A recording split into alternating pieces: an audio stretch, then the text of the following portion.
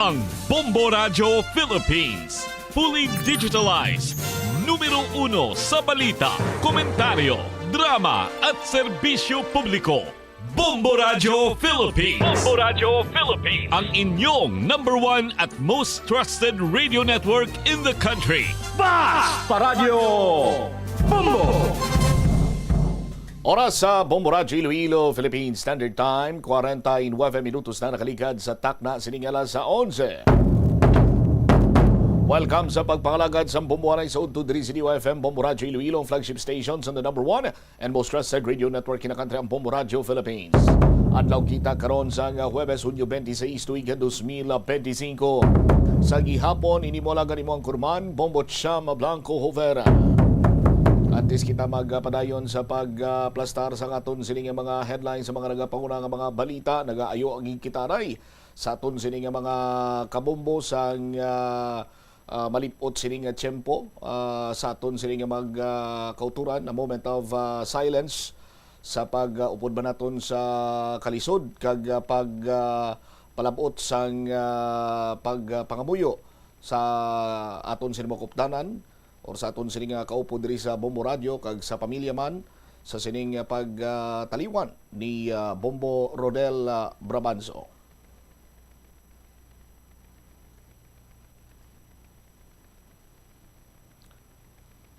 Bombo Rodel, may you rest in the peace. Sa mga headlines karon, sa mga nagapaunang mga balita diri sa Bombo Anay sa Udto, Traffic and Transportation Management Office padayon ang pagpangdakop sa mga kolorom nga tricycle kag e-trike kadiri sa syudad sa Iloilo. Sa iban pang mga talupang doon karon nga mga balita, Mayor Jerry Treñas ginbato ng pagpanghangkat sa Department of Interior and Local Government nga buy one get one na patrol unit. Sa iban pa nga mga talupang doon karon nga mga balita diri sa aton sining pagpangalagad, lalaki nga nag-post ang death threat batok sa ka-incoming mayor Raisa Treñas Chu, nagpadulong sa City Mayor's Office agud klaruhon nga nahack ang iya sining account. Ang nag-post ang bomb threat dito iya sa may UP Miag-Aw Campus. Amo man siyang persona nga nag-post ang death threat batok sa ka-incoming Mayor Inday Raisa. Sa dugang pa nga mga balita kag impormasyon, babae nga ginbasyahan sang asido sa iya sa distrito sang Mandurriao, ginaangot sang kapulisan sa dumot or personal grudge. Kag update naton sa sining pagpatay, paghiblos sa kay Kendi Tabanda, ang iya sining utod nagpati nga ginplano gid ni Aljon Halbuna ang pagsulod sa kwarto. Hindi kay coincidence lang nga doon kasubong nga naagyan. Kag ginalantaw man si Dikro ng posibilidad nga ini siya ang may kaupod. Muni madalkuar mga balita, issues kag impormasyon ng main sentro karon sa aton sining pagpangalagad sa palatuntunan Bombo Hanay sa Udto. Sa mga mainit naman kag talupang doon nga balita nasyonal, si President Bongbong Marcos diri Banwa nagpahayag nga ang fuel subsidy hindi pa kuno kinahanglan para iya sa transport sektor. Kay may ginalauman man kita gani nga all price rollback by next week. Sa aton sining mga kabombo, sa kaangot sining nga balita, si Senator Tulfo Iyabanwa nagpahayag nga dapat mas dako-dako kuno ang fuel subsidy sa bahin sa mga kauturan naton nga mga manog pangisda. Hindi na paghatagan pa sa fuel subsidy sa gobyerno ang sektor sa transportasyon. Bangod nga wala man sa pagbago sa presyo sa langis sa world market matapos nga nag-anunsyo sa ceasefire si US President Donald Trump sa tunga sa Israel kag Iran. Sunod kay President Bongbong Marcos, wala nagakinahanglan nga maghatag sa fuel subsidy bangod nga nagdubo man ang presyo sa crudo sa world market kag ini ang naglabot lamang sa $69 per barrel halin iya sa anay $70 per barrel. Apan sa presidente, the price of oil has not gone up, it went up from one day, then it came back down. So, muning nakita karon sa presidente nato nga hindi pa kinahanglan nga maghatag sang fuel subsidy sa bahin karon iya sang transport sektor. Pero si Senate Committee on Public Services Chairman Senator Raffy Tulfo nagpanawagan sa Bureau of Fisheries and Aquatic Resources o kung BFAR nga padasigon kag asikasuhon ang proseso sa pagpanghatag sang subsidiya para sa mga manong pangisda. Question man ni Senator Tulfo ang si Bureau of Fisheries and Aquatic Resources Assistant Director for Administrative Resources Aldi Perez sa sining komplikado nga sistema sang pagpanghatag sang fuel subsidy pinagi sa voucher con card scheme nga magamit lamang sa pili siniya o ilisipon sini nga gasolinahan imbes nga diretso ini nga cash nga ihatag sa mga benepisaryo. Sunod sa kay Tulfo kasubong sa iban pa nga programa nga ayuda sa nga 4-piece kag tupad nagakadapat nga direkta i-deposito sa bank account sa mga benepisaryo ang fuel subsidy para sa mga manong pangisda agod nga gilayon sini nila nga mapuslan. Dapat ginpatasan man ang fuel subsidy from 3,000 pesos ginhimo kuno ining 5,000 pesos kada benepisaryo agod nga ti matupong man lang sa nabaton sa sining mga ayuda nga ginabaton sa mga PUV or public utility vehicle drivers sang mga mangisda. Suno kay Perez Banwa ginabulubanta diri 200,000 ka mga manog pangisda nga gamit karon sa motorized fishing boat nga narehistro sa registry system for basic sectors in agriculture o kung RSBAS or RSBSA sang Department of Agriculture ngayara sa listahan nga nagabaton sa fuel subsidy. Apisar nga nag-agree diri si Perez sa aton sini makabombo sa sining suwestyon ni Senator Tulfo ginpaig sini nga ginkuan sa Department of Budget and Management ang option nila nga direkta ginkuha sa DBM ang option sini nila nga direkta nga ihatag ang cash sa mga benepisaryo. Bangod sini panawagan ni Tulfo si DBM Acting Director for Budget and Management Bureau Gemma Ilagan agod nga kumpirmaron ining statement ni Perez. Pero si Ilagan diri nagpahayag nga wala iya sang kasubong sina gamando from Department of Budget and Management. Gin-eksplikar ni Ilagan nga wala sang may nagadumili ang or wala ginadumilian sang DBM nga direkta ipanghatag ang cash kag magamit sang card or voucher base sa internal guidelines sang BFAR. Bangod sini way nag-angot ang pahayag sa duha ka mga opisyal kag sunod diri sa kay Senator Tulfo nga ang BFAR kag ang DBM ang dapat nga gilayon nga mag-istoryahanay agud maklaruhan ang ila sini nga patakaran nga nagadihon karon o kon nagabugos ang plano nga mapasiguro nga ang mga mangisda ang makabaton sa fuel subsidy subong nga tuig kag wala sang delay direkta sa ila.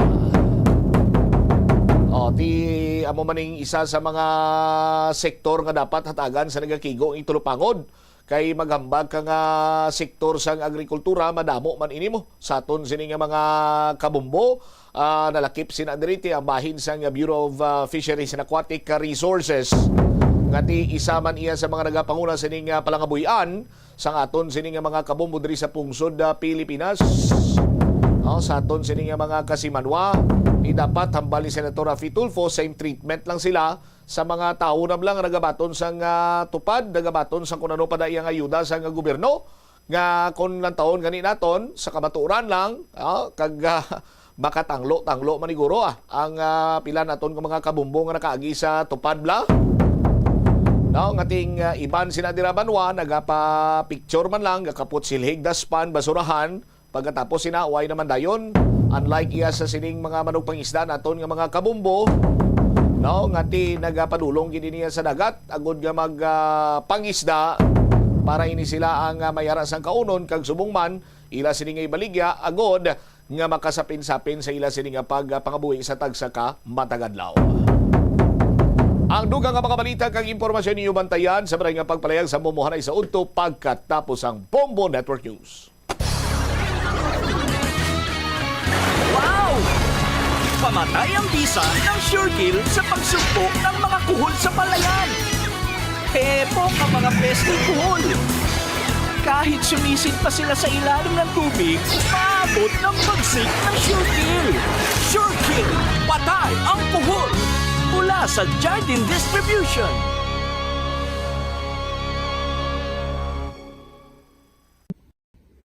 Ang kalibutan ginakabugusan sang 71% sang tubig o kun kadagatan.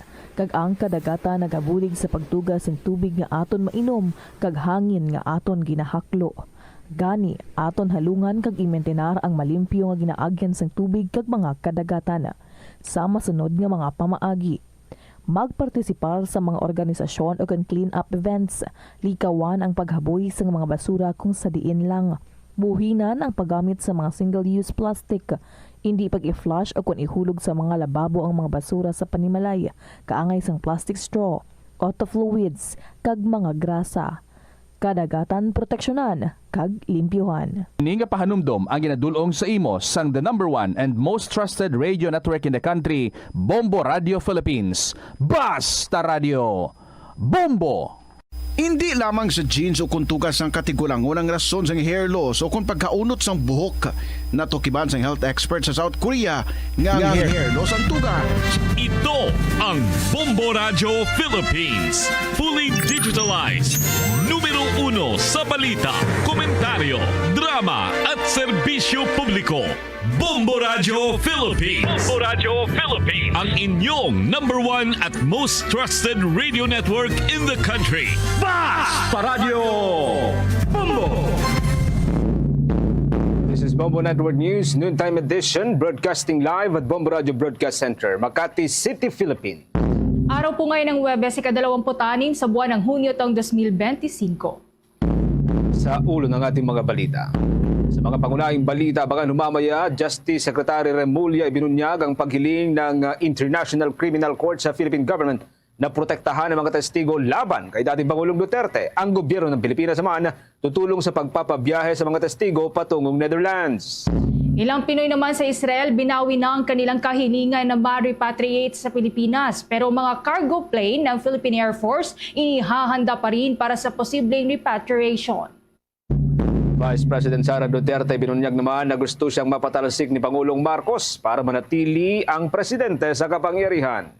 Ang Department of Justice naman ibinunyag ang pagkakasangkot ng ilang opisyal ng gobyerno sa pagkawala ng 100 sabongero. Abangan din sa ating entertainment report mamaya, the mall show ng 102.7 Star FM Manila. Inabangan na ngayong weekend.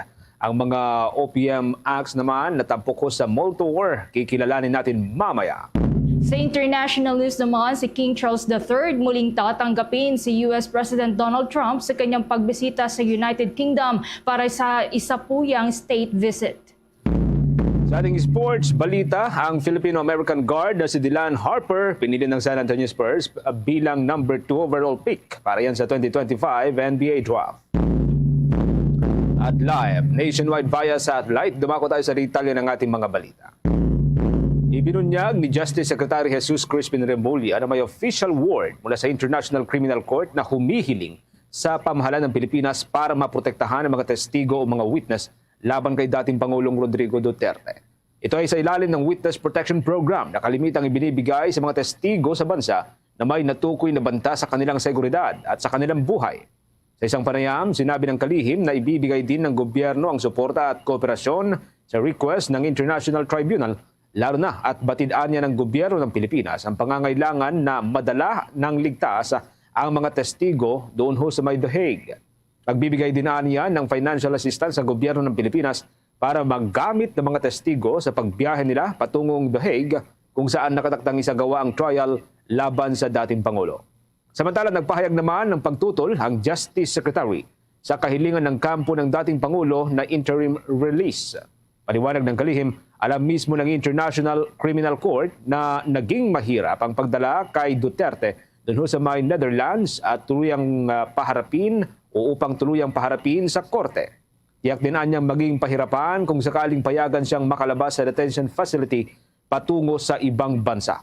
Nanindigan naman ng kalihim na mas nakabubuting manatili sa kulungan ng dating Pangulo upang humarap sa kanyang nakatakdang pagdinig sa Setyembre ng taong kasalukuyan.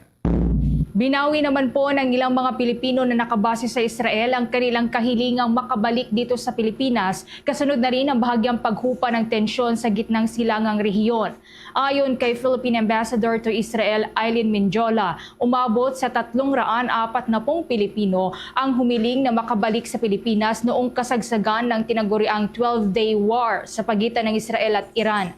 Ngunit dahil sa bahagyang paghupa ng tensyon ay sunod-sunod na anya ang mga tumatawag sa embahada upang ipakansila ang kanilang request. Paliwanag ng opisyal, muling pinili ng mga ito na manatili sa Israel at ipagpatuloy ang kanilang trabaho roon habang ipinapairal ang ceasefire o tigil putukan.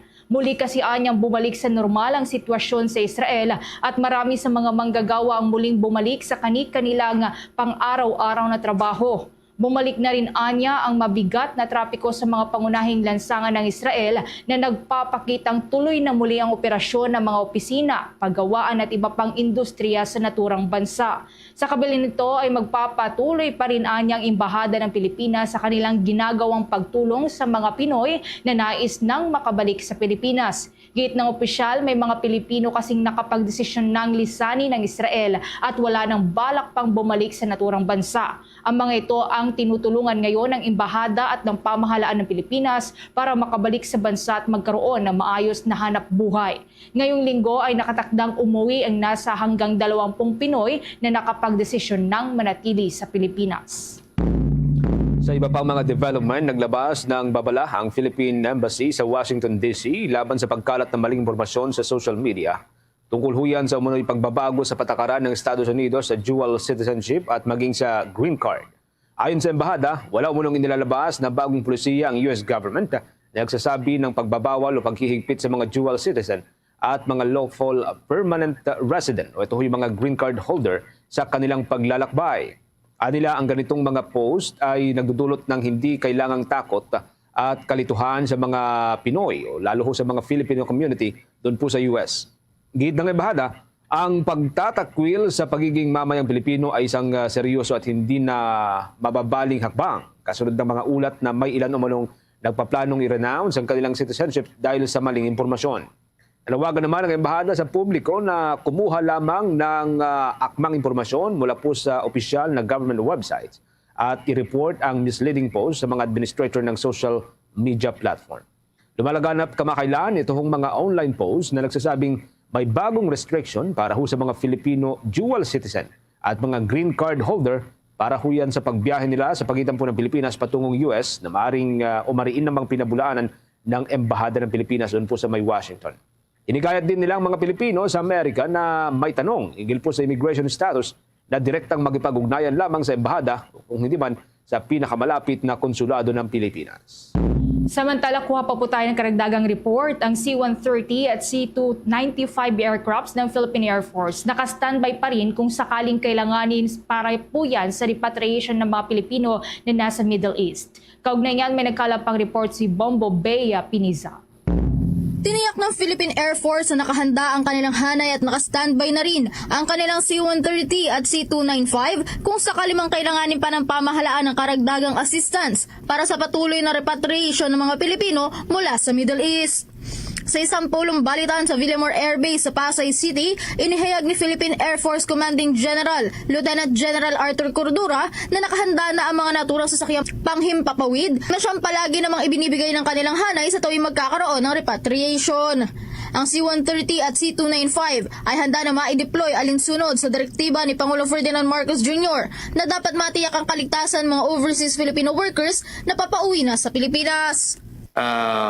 Unconditional ceasefire between Iran and Israel already. And that's very good news for us na if that materializes.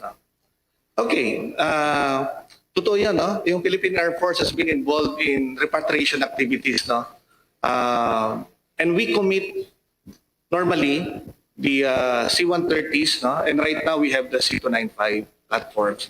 The C-130 we will eventually make it available in case it's needed. Bagamat palaging nakikibahagi ang Philippine Air Force sa mga repatriation activities ng bansa, nilinaw ni Cordura na ang mga repatriation efforts ay dapat na nagmumula sa mga tamang ahensya gaya ng Department of Foreign Affairs, Department of Migrant Workers at maging ng Overseas Workers Welfare Administration. Anya, kung ano man ang magiging talakayan ng mga naturang ahensya para sa repatriation ng mga Pilipino sa Middle East, ay agad nila itong tutugunan. Kasunod ito ay tiniyak din ni Cordura na palagi nakahandang magbigay ng assistance at tulong ang kanilang hanay, partikular na para sa mga repatriation activities katuwang ang pamahalaan. But the coordination for the repatriation is at agency level. Now, it is being discussed at the agency level, and we will subscribe to whatever decisions they will have. But your Philippine Air Force will always be ready to be involved with the repatriation activities now. So, we can commit a platform in case the platform is not required. There are other ways that we can support the repatriation. We have specialized personnel in terms of CBRN. We can also deputize our technical medical personnel in the repatriation activities. So the platform being the primary requirement for the Philippine Air Force, I will assume, in the event that it will be available on the day that it's requested, we will commit it. Samantala, kung masaktuhan naman na hindi magagamit ang mga aircraft, ay marami pa anyang paraan ng Philippine Air Force para masuportahan ang pagpapauwi ng mga OFWs mula sa Iran at Israel. Patuloy naman na nakaantabay at nakamonitor ang buong sandatahang lakas ng Pilipinas para sa maaari pang development sa Middle East, lalo na at nag-anunsyo si United States President Donald Trump na isang unconditional ceasefire sa parehong mga bansa. Para sa Bombo Network News, Bombo Bea Peniza nag-uulat para sa #1 and most trusted radio network in the country, Bombo Radio Philippines. Basta Radio, Bombo! 11 minuto na makalipas ang 12:00 ng katanghalian. Ipinahayag ni Pangalawang Pangulong Sara Duterte o Vice President Sara Duterte ng layunin ni Pangulong Ferdinand Marcos Jr. na manatili sa kapangyarihan ang nagtulak na dito ho sa isinampang impeachment case laban sa kanya na ayon sa kanya ay paraan para alisin siya bilang potensyal na kalaban sa 2028 o 2028 presidential elections. Sa panayam, tuwirang pinangalanan ni VP Sara, si Pangulong Marcos, at ang kanyang mga kalyado sa Kamara bilang nasa likod ng pagpapatalsik sa kanya. It's all about the refusal or the intent of President Marcos. It is the intent of President Marcos not to step down. He wants to perpetuate himself or his family in power. It is clear from the moves of his administration against political opponents. And in fact, one of his relatives, and this is a personal knowledge of mine, has expressed that he wants to run for president. Samantala, bagamat hindi naman nagbanggit ng pangalan, sinabi ng Pangalawang Pangulo na may personal siyang kaalaman sa isa sa mga kamag-anak ni Pangulong Marcos na balak daw hong tumakbo bilang Pangulo sa 2028. Malala pong unang sinabi ng Pangalawang Pangulo na may ambisyon si Speaker Martin Romualdez, pinsan po siyang buo ni Pangulong Marcos, na maging Pangulo. Ibinunyag din ng Pangalawang Pangulo na una umunong nagtangkang magsagawa ng People's Initiative ang Kamara para amyendahan ang saligang batas at gawing parliamentary ang sistema ng pamahalaan kung saan hindi idinadaan sa halalan ang pagpili ng magiging punong ministro. When they failed in this, they started the impeachment. And clearly, evidence shows that the members of the House of Representatives, many of them who signed, did not read the articles of impeachment. And one particular member of the House of Representatives already said publicly that there was money in exchange for the signature. Bagay pa rin po yan ng pahayag ni Vice President Sara Duterte. Samantala, pinaniniwalaan naman ng Pangalawang Pangulo na ang pagkakaaresto at pagkakulong ng kanyang ama na si dating Pangulong Rodrigo Duterte ay bahagi ng taktika ng Administrasyong Marcos upang pahinain ang kanilang pamilya. Gayunpaman, sa tanong kung sigurado na ba siyang tatakbo sa 2028, sinabi ng Pangalawang Pangulo na sa huling bahagi pa ng susunod na taon siya magpapasya na siya ang itinakdang deadline ng ilan sa kanyang mga taga-suporta. Sa ngayon ay wala pa niya itong planong tumakbo sa 2028 presidential elections. Samantala, naniniwala naman si Senator-elect Bam Aquino na ang impeachment trial laban kay Vice President Sara Duterte ay dapat na nakabatay lamang sa ebidensya at hindi sa mga personal na interes o personal affiliation, ukol pa rin po yan sa politika. Ayon kay Senator Aquino na magsisimula bilang senador sa Hunyo 30, ang tungkulin ng mga senator judge ay suriin ang mga ebidensya bago pa man sila magdesisyon. Ito ay kasunod na rin ng hakbang ni Vice President Sara na maghain ng motion for dismissal sa impeachment case laban sa kanya. Isinampa noong Pebrero ng taong 2025. Ayon sa kanyang mga abogado, ang ika-4 na impeachment complaint laban sa kanya ay walang bisa dahil nilabag nito ang 1-year ban sa pagsasampa o pagkahain ng impeachment complaint. Maalala kung inihain ang motion for dismissal ng Senator Judge na si Ronald De La Rosa. Ngunit ito ay binago nitong si Senator Alan Peter Cayetano, nagpapanukala ng pagbabalik sa articles of impeachment. Doon po yan sa Kamara de Representantes. Samantala, inihayag ni Vice President Sara Duterte ang kanyang pagsuporta para sa 2 panukalang batas na inihain ng kanyang kaalyado na sina Senator Robin Padilla at Senator Amy Marcos. Ang mga naturang panukalang batas ay ang Senate Bill No. 2766 o ang Comprehensive Anti-Discrimination Act at ang Senate Bill No.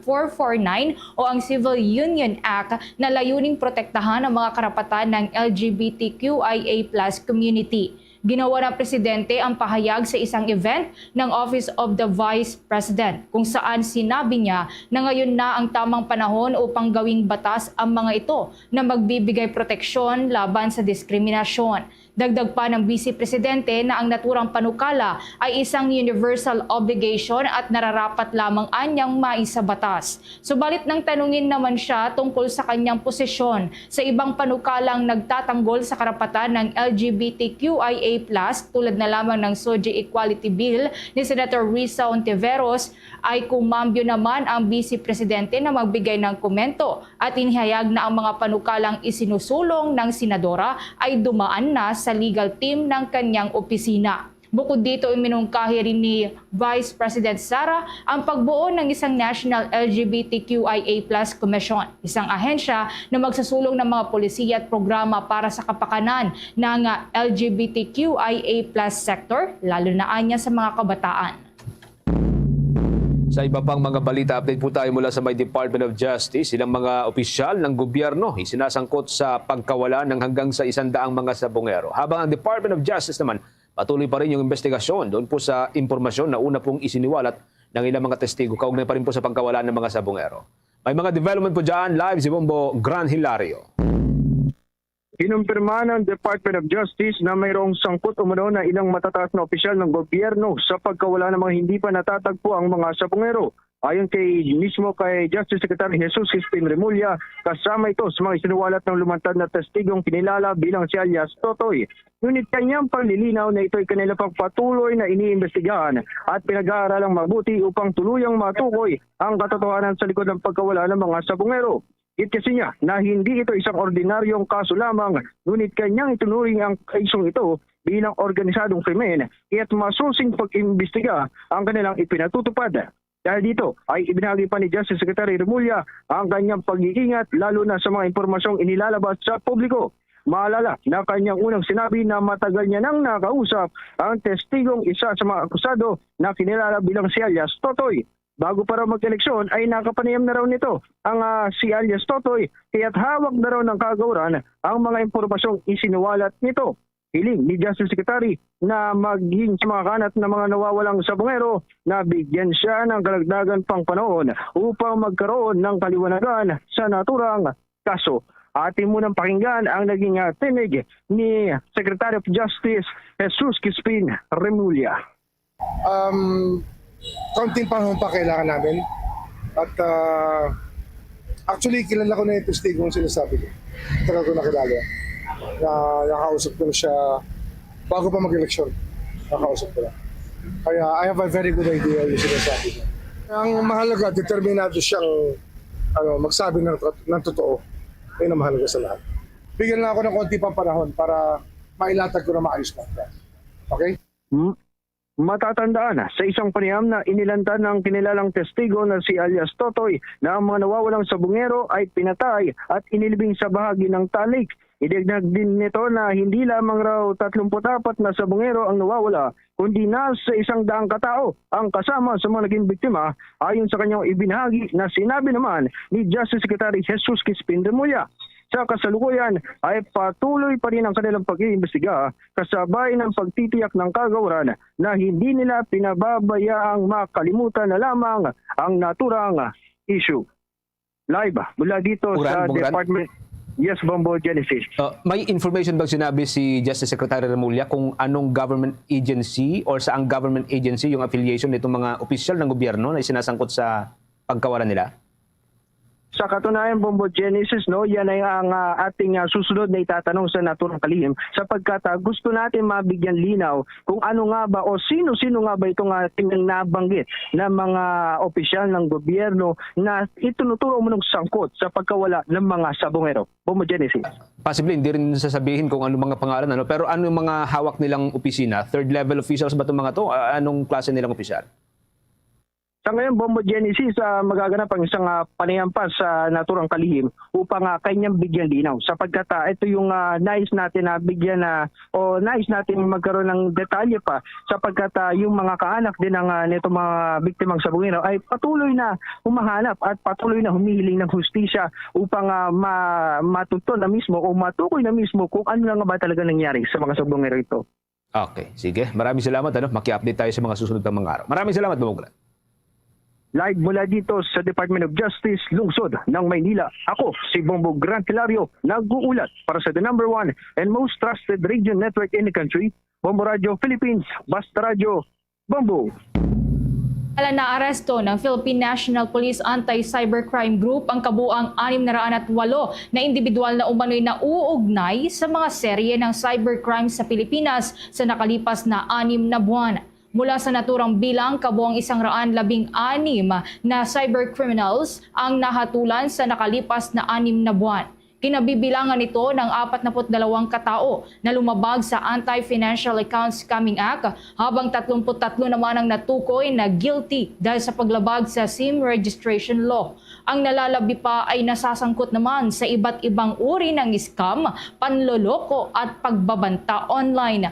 Batay sa record ng PNP Anti-Cybercrime Group, bumaba na ang mga kaso sa online scam mula nang idiniklara ng Administrasyong Marcos ang Philippine Offshore Gaming Operations o Operators o POGO bilang illegal at sunod-sunod ang ginawang crackdown sa mga nasa likod ng POGO. Meron na tayong 23 minutes makalipas ang 12:00 ng tanghali.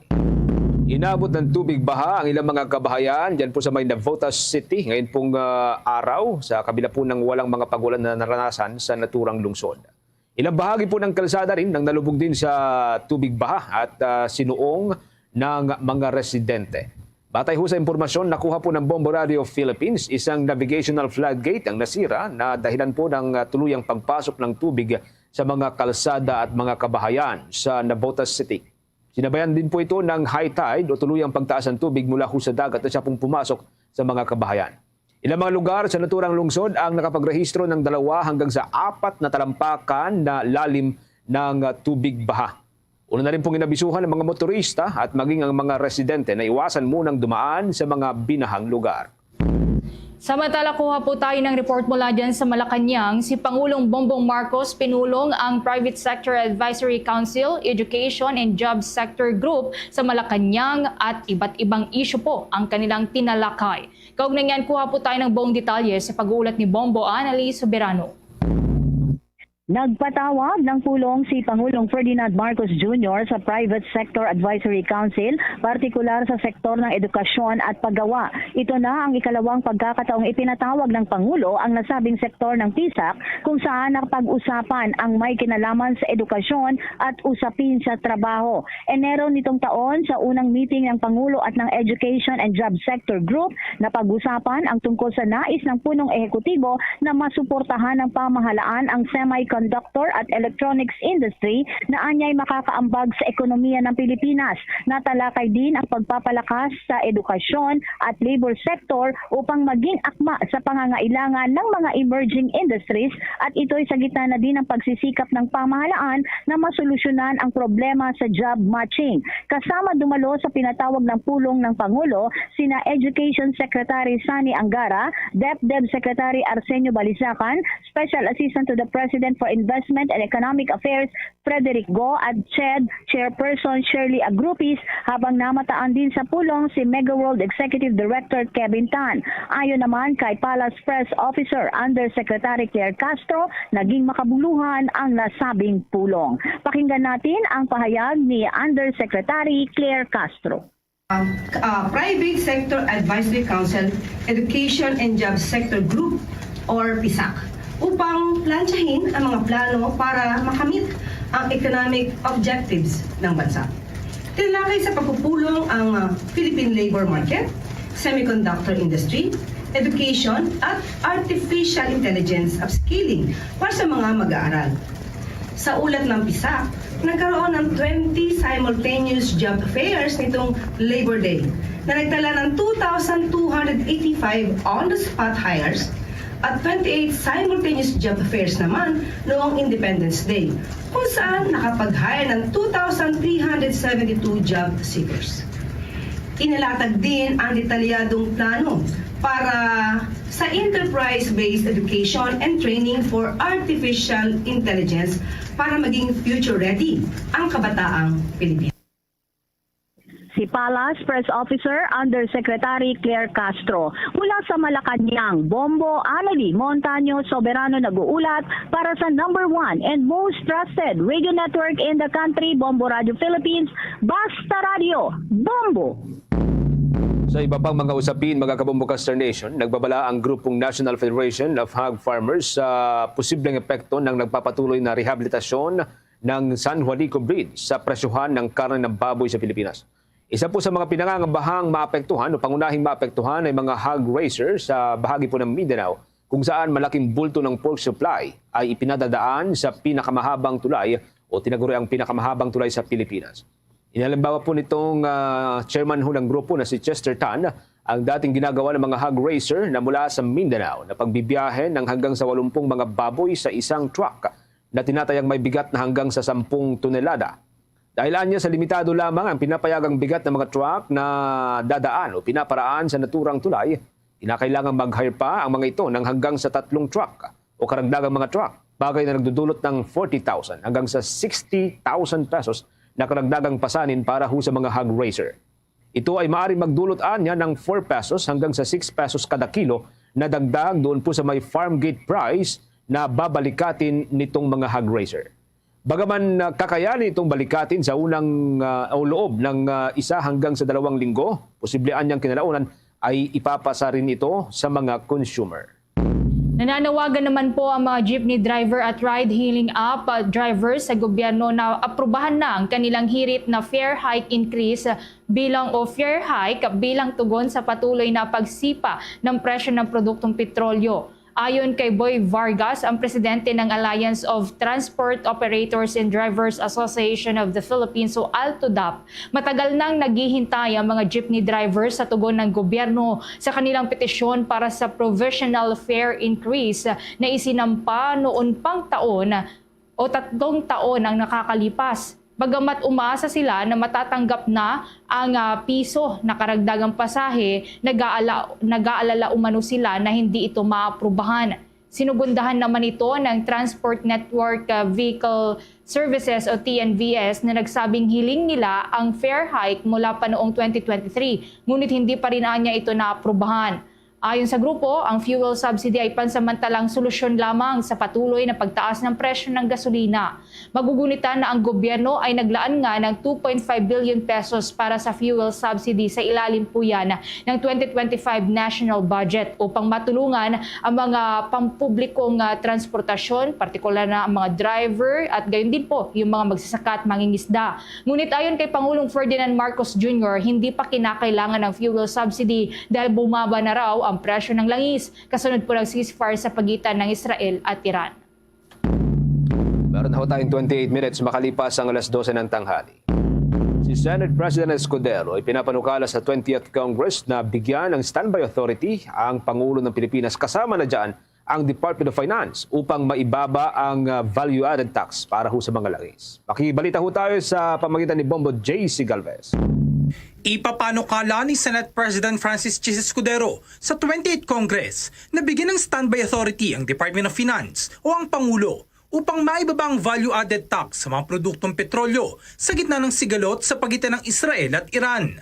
Sa pulong balitaan, sinabi ni Escudero na matagal na niyang suportado ang pagbibigay ng otoridad sa Finance Department upang mapababa ang VAT sa mga produktong petrolyo tuwing mayroong pagtaas ng presyo.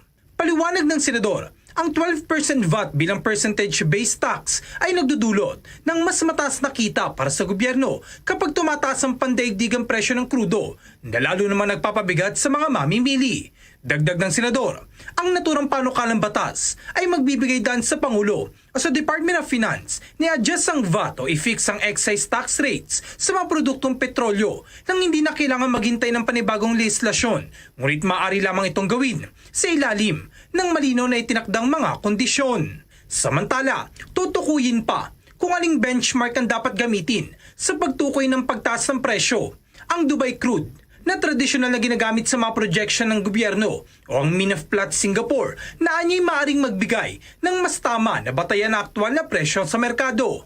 Gayunpaman, dahil sa urgency ng sitwasyon ngayon, hilingin ni rin Escudero sa Legislative Executive Development Advisory Council o LEDAC na gawin itong priority bill. Na-finalize pa lamang namin, pero dahil dito sa nangyayaring kaguluhan sa Middle East, isa na sa ipa-file namin tiyak yung standby authority na nais naming ibigay sa DOF o sa Presidente man na babaan yung value-added tax o i-fix yung excise tax. Ang pagdedebatihan na lamang ay yung threshold amount. Anong magti-trigger ng kapangyarihang yon ng Presidente? $80 per barrel ba? O ilang porsyento mula dun sa projected range ng presyo ng crude oil ang dapat natin pagbasihan? At ang pagbabasihan ba natin ay Dubai crude pa rin? O ang pagbabasihan natin ay yung MOPS of Singapore o yung Means of Platts of Singapore? Para sa akin, mas accurate yung MOPS. Walang ganong kapangyarihan ng Presidente na suspindihin ang mga batas na ayaw niyang ipatupad. Walang kapangyarihan ng Pangulo magsuspende ng buwis. Para sa Bombo Network News, ako si Bombo J.C. Galvez, nagulat para sa number 1 and most trusted radio network in the country, Bombo Radio Philippines, Basta Radio, Bombo! Sa ilan pang mga balita mula po dyan sa May Senado, dudulog si Senate Minority Leader Coco Pimentel sa Korte Suprema para questionin ang desisyon ng Commission on Elections na baliktarin ang naunang ruling na nagdidiskwalipika kay Marikina Mayor Marcelino Marcy Teodoro bilang congressional candidate para yan sa District 1 ng lungsod. Ayon kay Pimentel, mayroon silang 5 araw para maghain sa Supreme Court ng temporary restraining order. Anya, ipinagpapasa Diyos na lamang niya ang mga opisyal ng Commission on Elections na nagdesisyon na baligtarin ang naunang ruling. Gihit ng senador, batid ng poll body na mayroon silang ginawang kakaiba lalo sa may disqualification case na niluto umano nila ng 6 na buwan. Kaya naman mahalagaan niyang maihain sa korte ang kaugnay po sa legal at constitutional issue na ito at subukan kung gagana ang batas ng bansa. Gayunpaman, kinundenan ng Minority Leader ang desisyon ng COMELEC at tinawag itong panghahamak sa saligang batas ng Pilipinas. Bombo International News. Kinumpirma ng Buckingham Palace na muling bibisita si US President Donald Trump sa United Kingdom para sa ikalawang niyang state visit ngayong taon na isang bihirang karangalan para sa isang nahalal na leader. Tinanggap ni Trump ang paanyaya ni King Charles III noong Pebrero dahilan para maging kauna-unahang US President sa makabagong panahon na inimbitahan para sa dalawang opisyal na state visit ng isang British monarch. Ayon sa palasyo, matagal na nga magkakakilala sina Charles at Trump at inasahang magkakaroon ng marangyang pagtanggap gaya ng parada at state banquet wala pa rin daw anyang tiyak na petsa. Ngunit opisyal nang sinimulan ang paghahanda matapos na ihatid sa White House ang Mano Regia, ang formal po na paanyaya ng hari. Noong 2019, unang inimbitahan si Trump ng yumaong reyna na si Queen Elizabeth II. Ang kanyang mga naunang pagbisita ay sinabayan naman ng malalaking protesta at mahigpit na seguridad. Sa karagdagan pang balita sa ibayong dagat, magsasagawa ng state funeral ang pamahalaan ng Iran para sa mga military commander nito, kasama ang mga top scientists na nasawi sa tinaguriang 12-day war. Nakatakda itong isagawa sa araw po yan ng Sabado, Hunyo 28. Maalala nagsimula ang airstrike sa pagitan ng Israel at Iran noong Hunyo 13, kung saan sa unang araw ng giyera ay agad nasawi ang pinuno ng Revolutionary Guards na si Hossein Salami. Nasundan pa ito ng mga serye ng palitan ng missile na nagresulta sa pagkakasawi ng ilan pang military commanders ng Iran, kasama ang hindi na tinukoy na bilang ng mga siyentista. Ilan sa kanila ay nagtatrabaho sa mga nuclear sites, uranium enrichment site at ballistic missile program ng Iran. Batay sa updated report nilabas ng Health Ministry ng Iran, umabot na sa 610 sibilyan ang nasawi sa 12-day war, habang mahigit 4,700 katao naman ang nasugatan at patuloy na ginagamot sa mga paggamutan. Sa official report naman ng Israel, umabot na sa 28 katao ang nasawi sa retaliatory attack ng Iran. Bombo Sports News. Sa ating sports news at update po tayo sa NBA, pinili ng San Antonio Spurs bilang number 2 overall pick ang Filipino-American guard na si Dylan Harper sa 2025 NBA Draft. Itong si Harper ay naglaro ng college basketball sa Rutgers Scarlet Knights at isa sa mga top player ng 2024 class. Siya ay isang 5-star recruit bago tuluyang pinili bilang second overall ngayon pong araw, Hunyo 26. Sa kanyang paglalaro ng basketball sa loob ng ilang taon, hawak niya ang 19.4 points per game sa loob ng 32.6 minutes na pananatili sa hardcourt.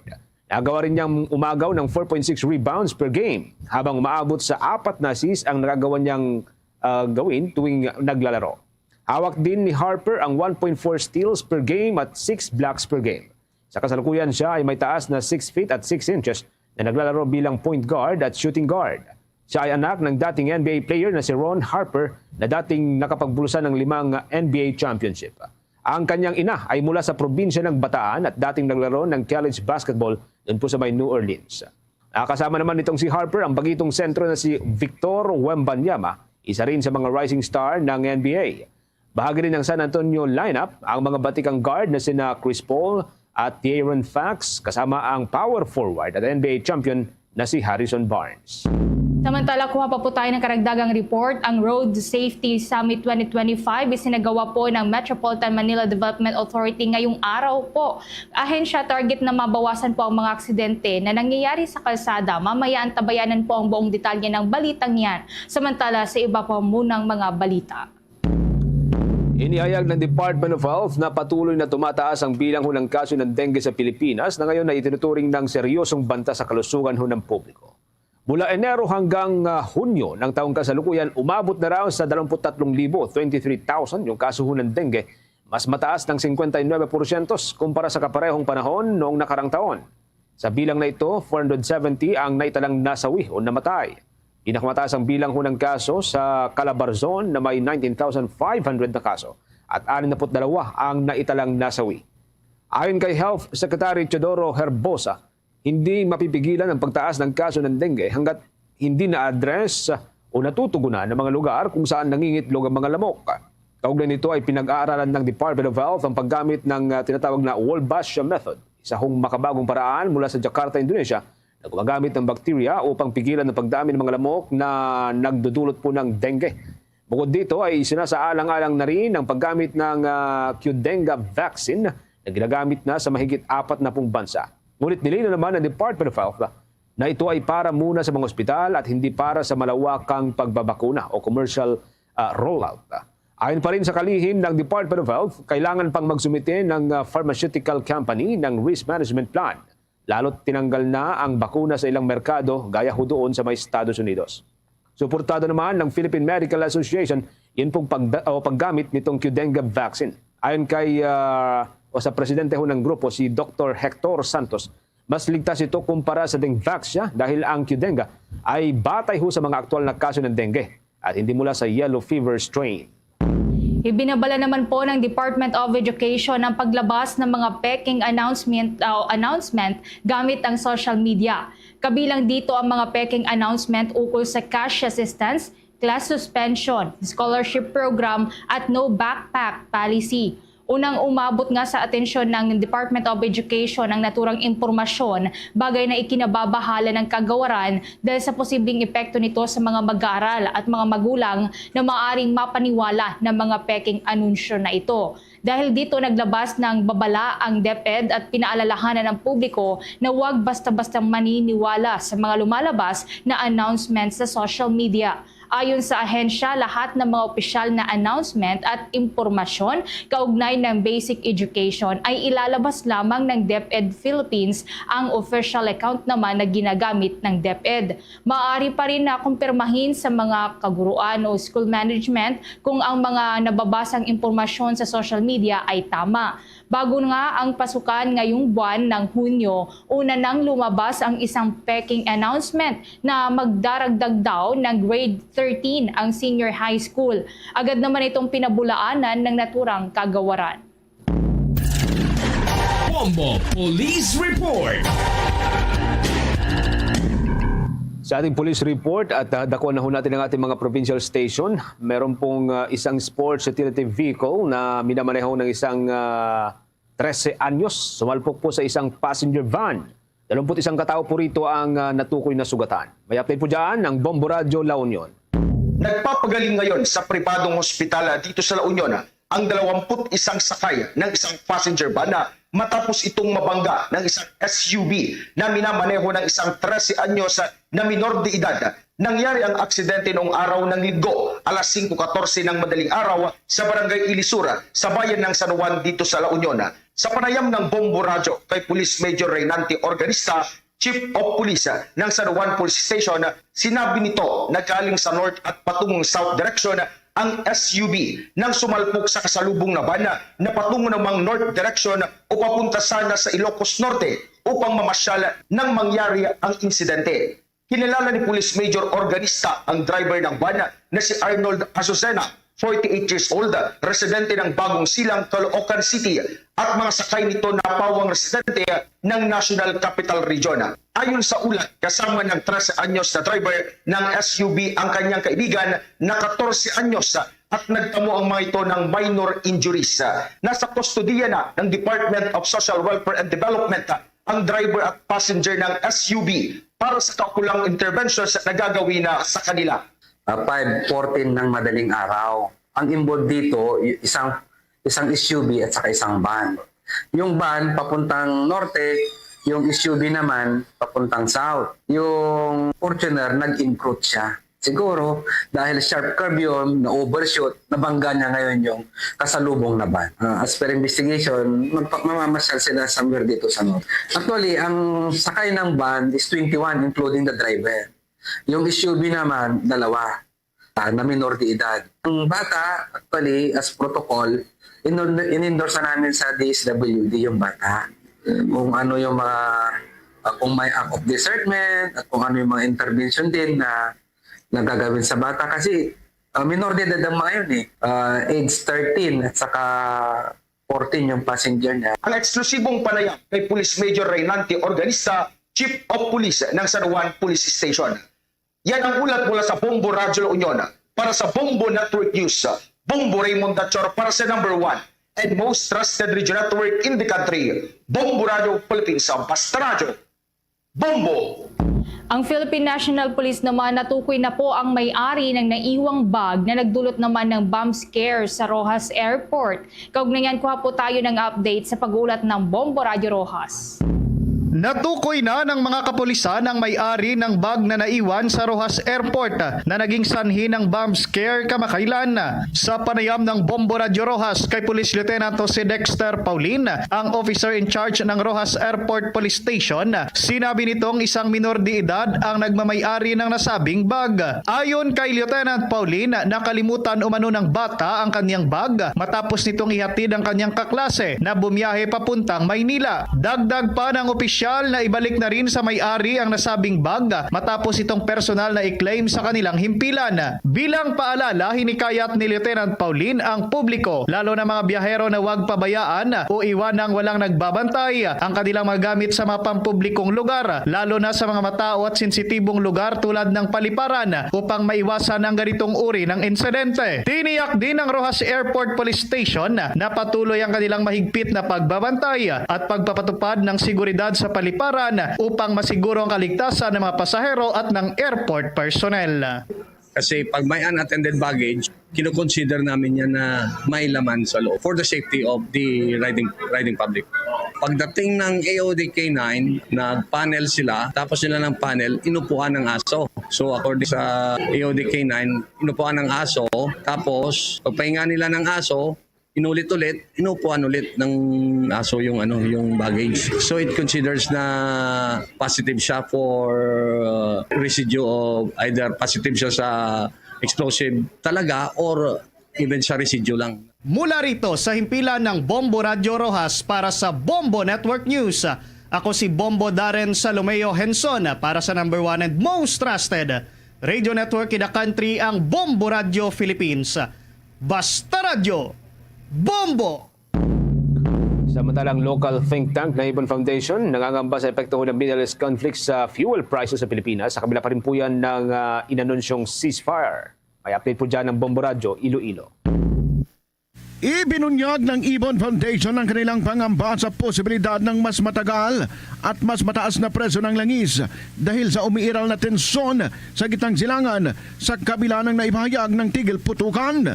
Sa panayam ng Bombo Radio Iloilo kay Sunny Africa, Executive Director ng local think tank na Ibon Foundation, sinabi niya na duda sila sa biglaang pagtaas at pagbaba ng presyo ng langis na ginagawa ng mga kompanya kahit 2 linggo lamang ang itinagal ng gyera sa pagitan ng dalawang bansa.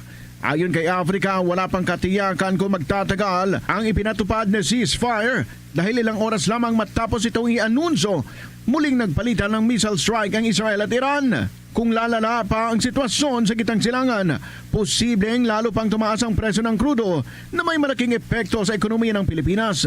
Pahayag pa ni Africa ang posibilidad ng pagtaas ng presyo ng mga produkto at serbisyo dahil sa mahal na gasolina ay sinusubaybayan din ng mga economic think tank at consumer groups. Mukhang sa problema talaga ay kung lumala. Sa ngayon, may counting ceasefire, pero ilang oras lang pagkatapos ng ceasefire, nagpalitan rin ng konting tutok or pag-missile strike yung Iran sa Israel. Kaya kahit ngayon parang humupa siya, hindi rin sigurado na tatagal ng klaseng ceasefire. Kung lumala yan, lalong tataas ang presyo ng crudo dahil sobrang dependence natin sa imported na crudo at enerhiya, siguradong tataas rin naman ang inflation rate natin at sigit na tataas ang presyo ng bilihin. Pero kailangan pa abangan kasi napaka-uncertain pa sa ngayon kung anong direksyon. Si Sunny Africa, Executive Director ng Ibon Foundation. Para sa Bombo Network News, ito si Bombo Ayan Gahete.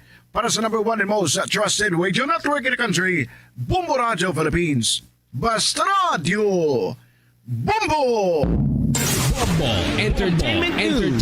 Bombo Entertainment News. Ang 102.7 Star FM Manila The Mall Show 3 ng 102.7 Star FM Manila inaabangan na ngayong weekend. Mga OPM acts na tampok sa mall tour, kilalanin. Kaugnay niyan, may chika pa ang Star FM Manila.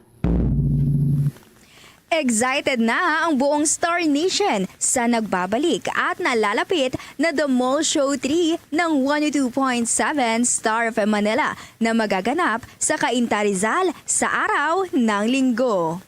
Isang selebrasyon ng OPM ang magaganap na music event ng music station ng Bombo Radio Philippines. Tampok nga sa The Mall Show 3 ang isa sa pinaka-in-demand na banda ng henerasyon na Nobita na nagpasikat ng kantang Ikaw Lang at Unang Sayaw. Kasama rin sa lineup ang rising P-pop group na Sixth Sense at may special performances rin ang mga grupong Aster at Glitzy. Maliban sa performances ng mga guest artists ng The Mall Show sa edisyong ito, ay magkakaroon rin ng freebies, prizes, giveaways at free t-shirt para sa audience. Makakasama rin ng mga dadayo sa The Mall Show 3 ang mga Star FM DJs na magpapasaya sa kaabang-abang na event na ito. Maaalala na noong nakaraang taon ay muling ibinalik ng 102.7 Star FM Manila ang tradisyon nitong mall tour na ngayon ay kilala na bilang The Mall Show. Noong August at December 2024 ay naitampok na nga ng Star FM Manila ang star-studded lineup na kinabibilangan ni Bugoy Drilon, Arthur Miguel, Over October, The Ridleys, at ang mga P-pop stars na Believe at si Zayla. Magaganap ang The Mall Show 3 ng 102.7 Star FM Manila sa June 29, 2025, araw ng linggo sa Santa Lucia Mall Entertainment Center Building 3, Cainta, Rizal sa ganap na alas 3 ng hapon.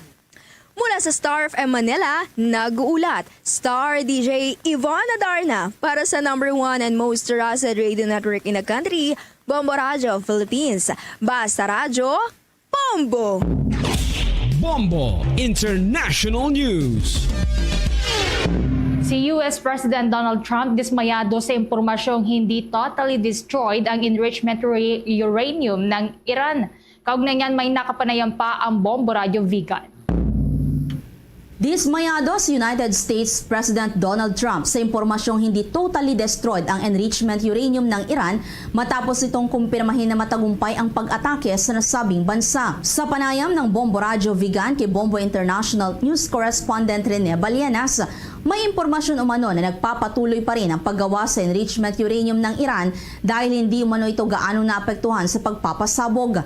Anya dahil sa pagpapasabog ng Amerika sa uranium ay nadelay lamang umano ang capability ng Iran sa paggawa ng mga weapon ng ilang linggo. Sa pagdalo ni Trump sa North Atlantic Treaty Organization Summit sa The Hague ay ginit nito na matagumpay ang naging pag-atake at total obliteration ang nangyari sa Fordo nuclear site ng Iran. The report coming from the Department of Defense and the current report that we have right now is that hindi naman ho totally destroyed yung enrichment capability ng Iran. Kung hindi na hold off lang, na-atras lang kung baga sa na-delay ang kanilang development. Pero patuloy pa rin, kung gusto nilang ipagpatuloy, matutuloy pa rin ang paggawa ng enrichment uranium. It's because the facility was not totally damaged. Penetrating bunker bursting bombs na binagsak ng B-2 stealth bombers po ng Amerika, according to the statement, hindi naging effective. Iyan pa rin ang isa sa mga dahilan kung bakit nanggagalaiti si Trump dahil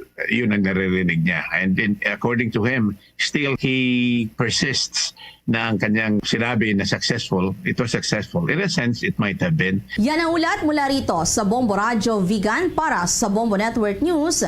Ito si Bombo Maylin Cabanilla para sa #1 and most trusted radio network in the country, Bombo Radio Philippines. Basta Radyo, Bombo! Sa gitna nga po ng mga development dyan sa may Israel and Iran conflict, binuksan na ng Iran ang airspace nito sa silangang bahagi ng bansa matapos ang ceasefire sa pagitan nila ng Israel noong Martes. Ayon sa ulat ng state media, sinabi ni Majid Akavan, tagapagsalita ng Ministry of Transport, na ang airspace sa silangan ng Iran ay muling bubuksan para sa mga domestic at international flights, pati na rin sa mga flight mula sa mga paliparan sa rehiyon. Kabilang sa mga muling binuksan ang Mashhad Airport na sinabi ng Israel na kanilang tinamaan sa digmaan, pati na rin ang mga paliparan ng Shabahar, Sahidan at Jask. Gayunpaman, mananatiling hindi papayagan ang mga flight mula at papunta sa ibang bahagi ng Iran, kabilang na dyan ang Tehran hanggang sa may bago ng abiso. Matatandaan na naipatupad ng Estados Unidos ang ceasefire para sa pansamantalang katahimikan sa rehiyon na tumagal naman ng 12 araw na bakbakan. Sa karagdagan pang balita sa ibayong dagat, tinanggihan ng korte sa South Korea ang kahilingan ng special prosecutor na mag-issue ng warrant of arrest laban kay dating South Korean President Yoon Suk-yeol, kaugnay ng kanyang pagtatangka na magdeklara ng martial law noong Disyembre ng nakalipas na taon. Ayon sa mga abogado ni Yoon, ang special prosecutor ay nag-akusa sa kanya sa obstruction matapos nitong tumangging sumagot sa mga paanyaya para sa interrogation. Kinwestiyon naman ng legal team ni Yoon ang investigasyon at sinabing isa lamang itong political motive. Gayunpaman, sinabi ng kanyang mga abogado na tutugon si Yoon sa susunod na paanyaya at magpapakita para sa interrogation na gagawin naman sa araw ng Sabado. Inihayag din ng mga prosecutor na magsasagawa sila ng panibagong warrant kung hindi magpapakita ang dating Pangulo ng South Korea. Magugulitang naharap nga si Yoon ng mga kasong insurrection at iba pang krimen may kaugnayan sa nabigo niyang pagdideklara ng martial law na maaaring magresulta naman sa habang buhay niyang pagkakabilanggo o parusang kamatayan. Bombo Sports News.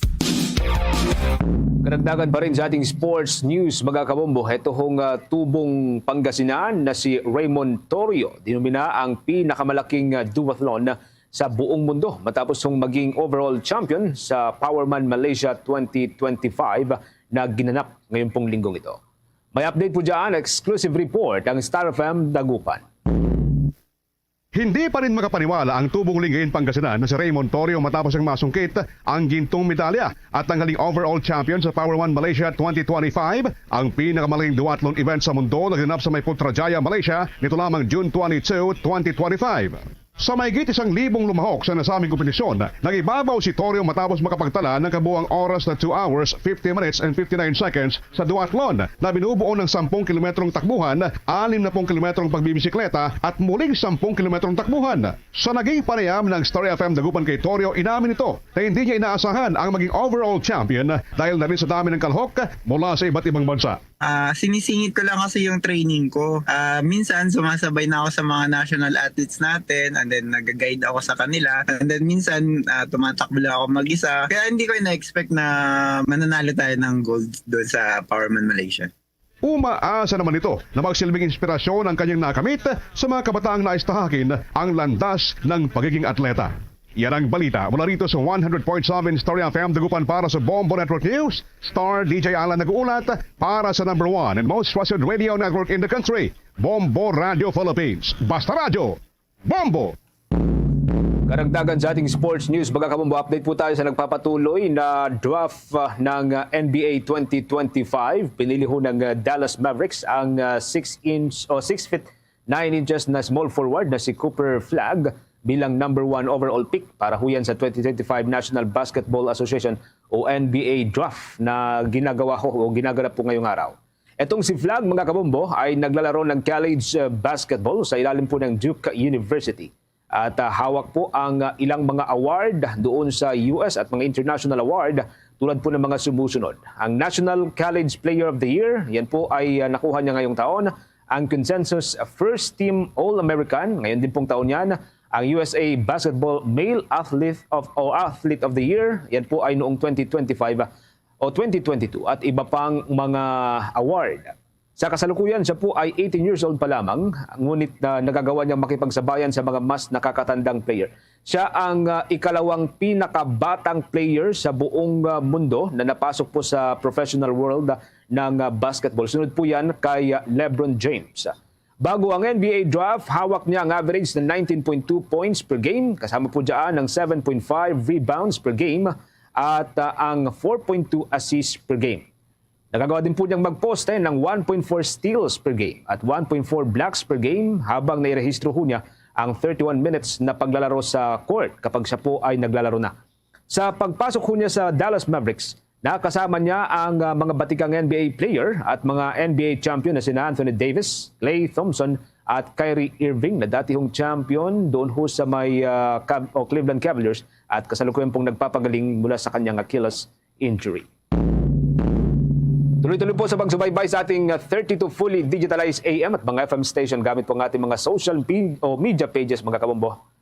Tulad po ng Facebook, YouTube, TikTok at maging sa Bombo Mobile App. Itong Bombo Mobile App, pwede po nyo i-download via Google App Store at Apple App Store. After po ng Bombo Network News, pwede po nyo subaybayan ng ating mga provincial station gamit yung kanilang sariling social media pages. Halimbawa, dyan po sa may bahagi ng Mindanao area, mga kabombo, pwede po nyo subaybayan ng ating mga provincial station ho dyan. Sa mga taga-riyan, sa may bahagi ng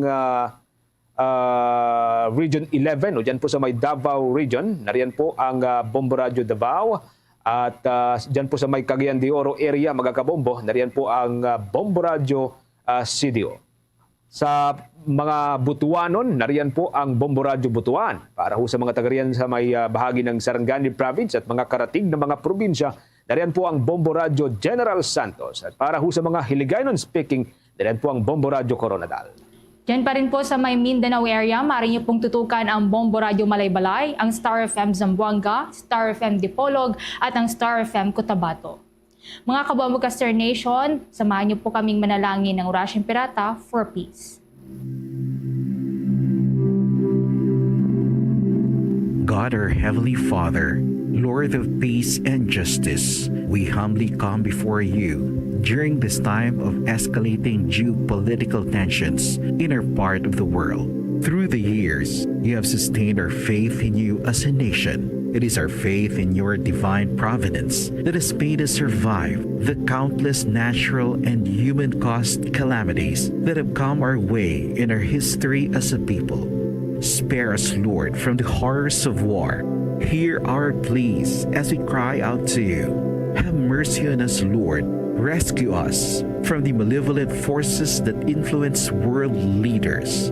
For we believe that our struggle is not against flesh and blood, but against the rulers, against the authorities, against the powers of this dark world, and against the spiritual forces of evil in the heavenly realms.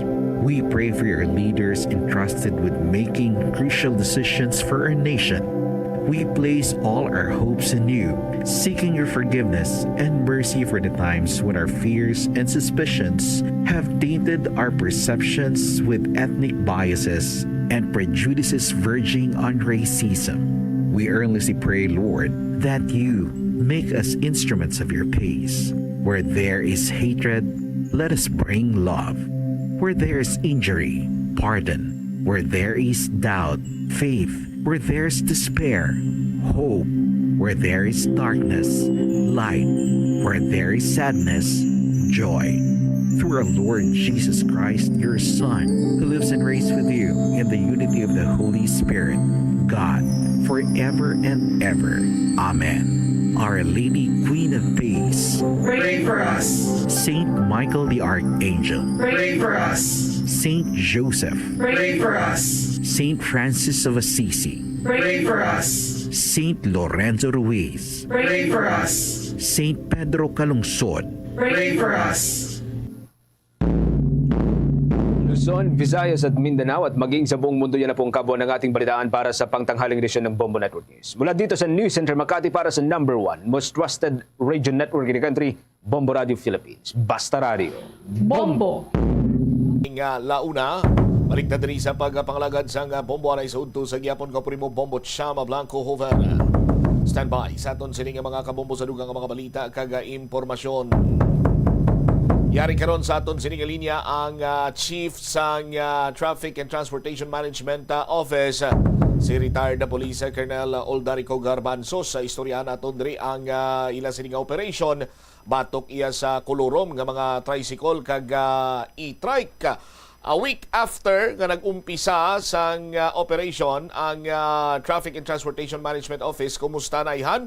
Sa linya naton via Messenger Live si retired Police Colonel Oldarico Garbanzo. Sir, good afternoon. Si Bombo Cham ini live ikaw sa Bombohanay sa Udto.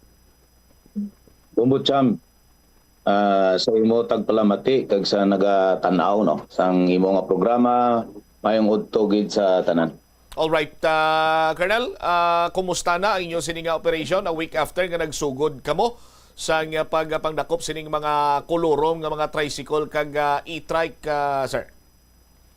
Well, right after nga nagtalana kita sang deadline, no, that is June 18. So pagka 19 nag-operate kita dayon no sang implementation sang aton tricycle route plan. So ining tricycle route plan naton amo ang ang aton nga gindesignar na nga regulation ordinance para i-regulate na ang mga tricycle no diri sa syudad sang Iloilo. So sa provision sini may mga particular ini nga section nati nga naga-define no or naga-penalize sang mga tricycle nga wala sang franchise, nga wala sang MTOP, pero nagapamasahero, so we consider them kolorom.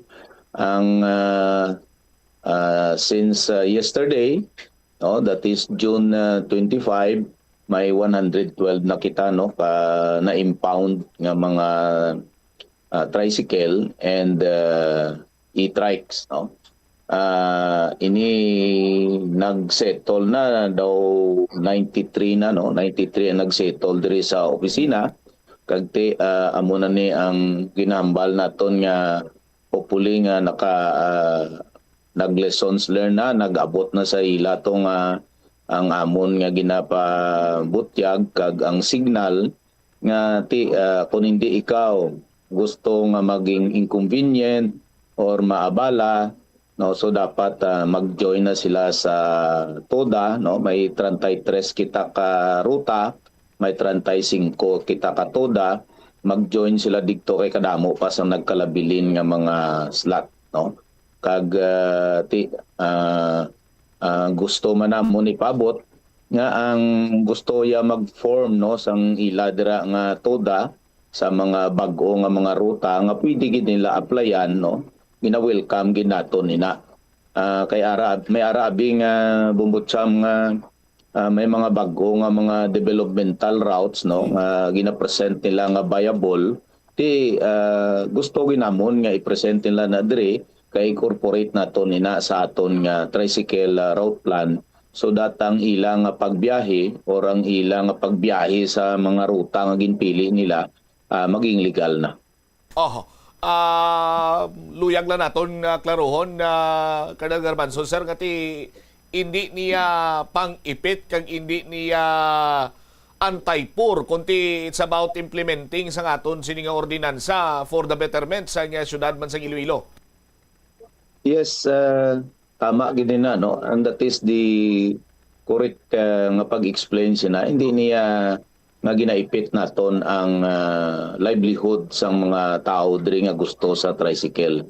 Ang ato na diri may gina-implement kitang local public transport route plan or ang LPTRP naton wherein hindi man ni dapat ma-overlap sang aton nga mga tricycle. That is why nga inigin regulate naton kay previously this is an interzonal no. Bisan diin lang sa distrito pwede ang tricycle. Pero this time this is a fixed route na gilang kay pinatanaw naton nga ang aton nga LPTRP dapat wala gid sang dako nga overlapping para nga wala less ang competition no. So sa fixed routes ang aton nga mga tricycle amuning mga bag-o na ni daan maning iban pero may daw pilahon na ning mga bag-o nga nag-apply. And ang sunod pa siniga ni Bumbutsam nga ginaano ginaton no do immediate ini amo ni ang e-trike kag tricycad route plan man nga gina-amat-amat na naton ini for sure sooner will be endorsed man ni namon as proposed regulation ordinance no sa diri sa sudad sang Iloilo, amending regulation ordinance 2017-131 or amoy nang ginatawag naton nga tricycad ordinance no. So ang amo na diri parang tanan no maging maayo ang aton nga traffic, safety sang gustong magsakay sa tricycle kay gina-inspect gid naton iniya ang mga ang roadworthiness sang kada tricycle, magbutang gid sang taripa. May mga color coding nga impose ini. Yes. So that nga kung magsakay sa tricycle, may mabalaan niya nga ang iya nga ginasakyan, may insurance, ang driver nakaagi orientation, kag roadworthy hindi sila madisgrasya no kay this is part sang gina-regulate naton diri sa syudad. Ang iban sini nagapabutyag ano nabudlayan sila kuno magkuha or sulod abi sa TODA and then magkuha sang or mag-apply rather sang franchise. Mabudlay gid man Colonel Garbanzos mag-apply sa franchise how? daw kasimple malang. Basta kumplituhon mo malang, may driver's license ka, may ORCR ka, ara ka na sa tuda, nabaton ka dira sang tuda, no? And then very minimal ang aton nga mga fees na di.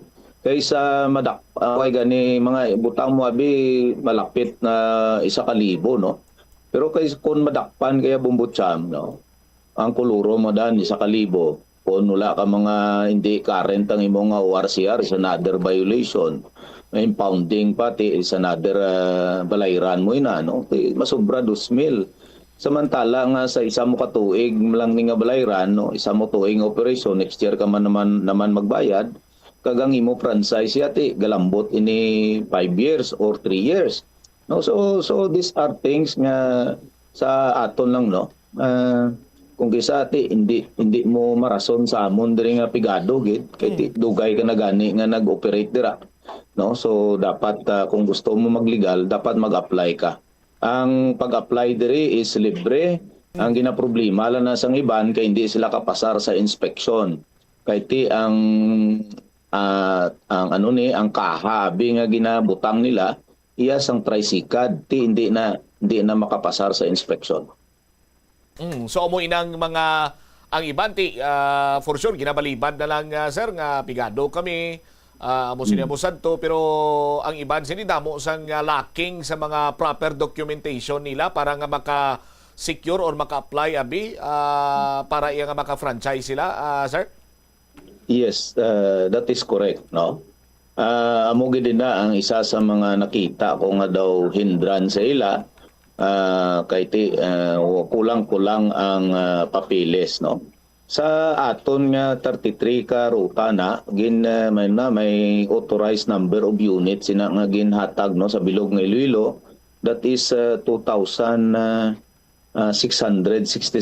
no, sa 33 ka TRP route naton nga no, ti subong sobra lang 2,000 ang nag-avail sina, no.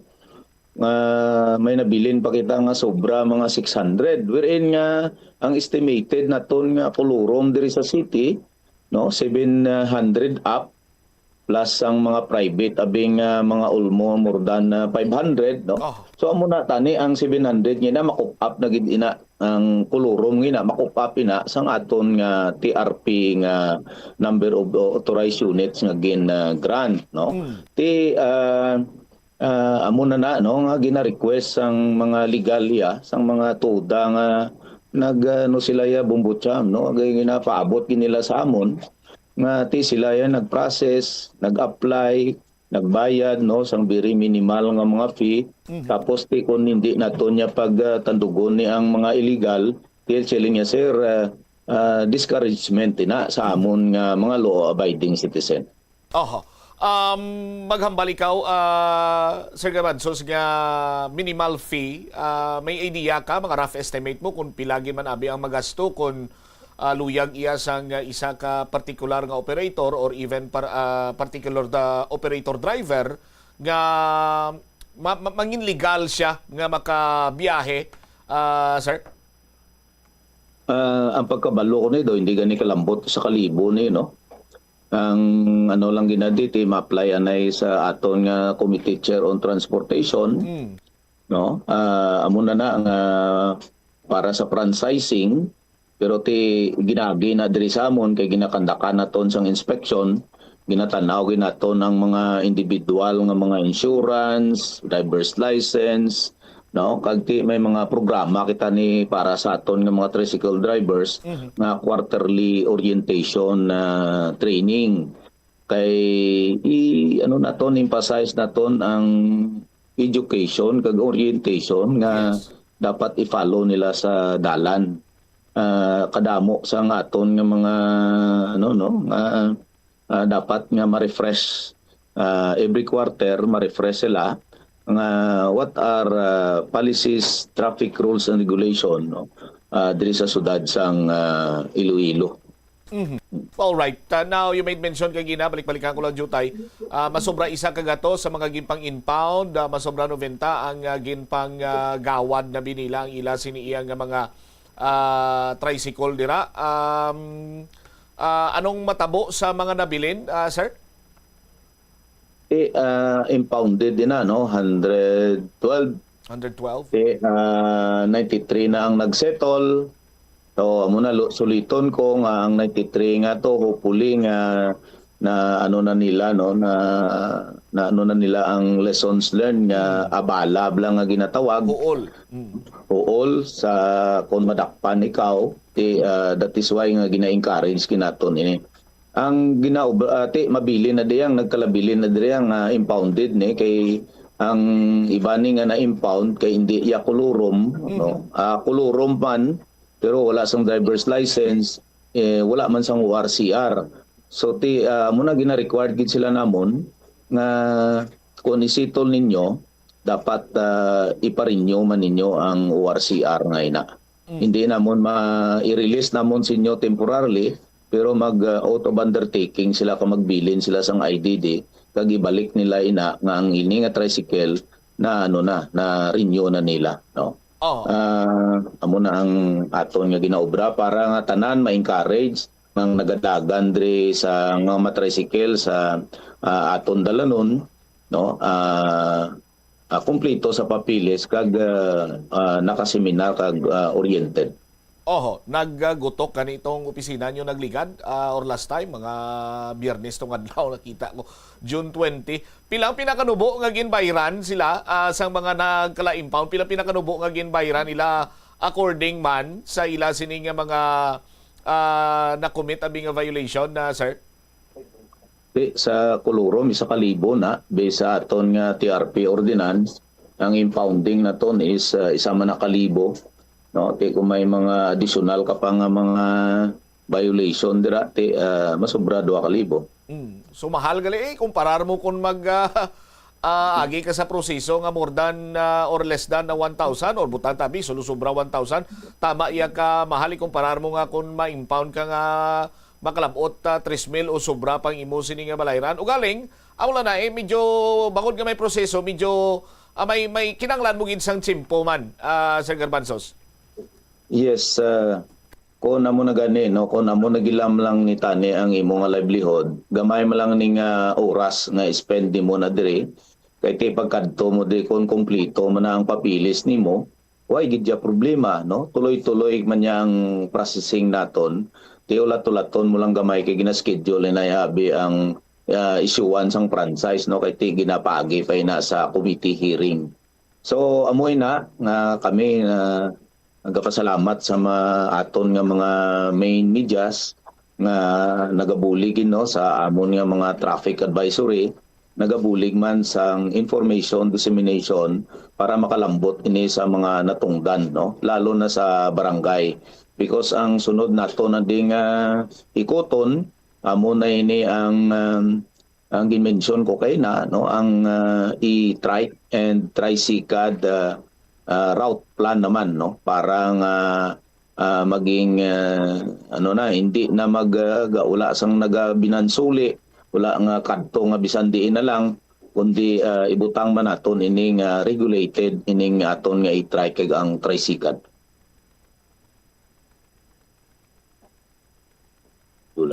By the way, sir, padayon ang inyong operation everyday ni siya ang pagpasiguro nga way na sang kulurom nga nagabiyahe? Yes, no. Kami daily nag-operate kami. May clamping operation.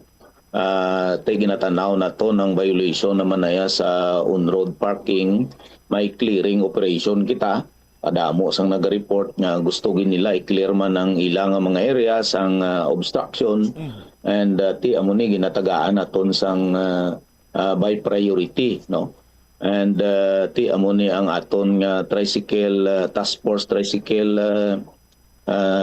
route plan naton nga nakamotor ini sila tanan nagalibot ini kag may mga target areas, no. Ang mga target areas ngini, these are areas man nga gina-inform sa aton, no, sang mga legal nga mga tuda so that mapabatyag kami kag ma-encourage sila nga mag-join kag magkuha sang franchise. Lastly, din gani aton sining impounding area, Colonel Garbanzos? Ang aton nga impounding area ara ini sa Port San Pedro, no? Ang ginalinan ining sang DPWH city kag ti may-ari makita diri sa YMCA. Ang akon pagin nga idugang nga hindi nyo napagulata nga magumanto ang kalahunan dam site nga impounding area namon because medyo maulan ka mo kaya medyo malayo-layo na. Oh, sige. Anyway, retired Colonel Garbanzo, sir, thank you so much for your time kag sa pag-share man sang information diri sa Bombo Radio. Good afternoon. Mayong hapon, Gid, kag salamat sa opportunity, Bombo Radio. There you have it, si retired na Police Colonel Oldarico Garbanzos, ang chief sang Traffic and Transportation Management Office.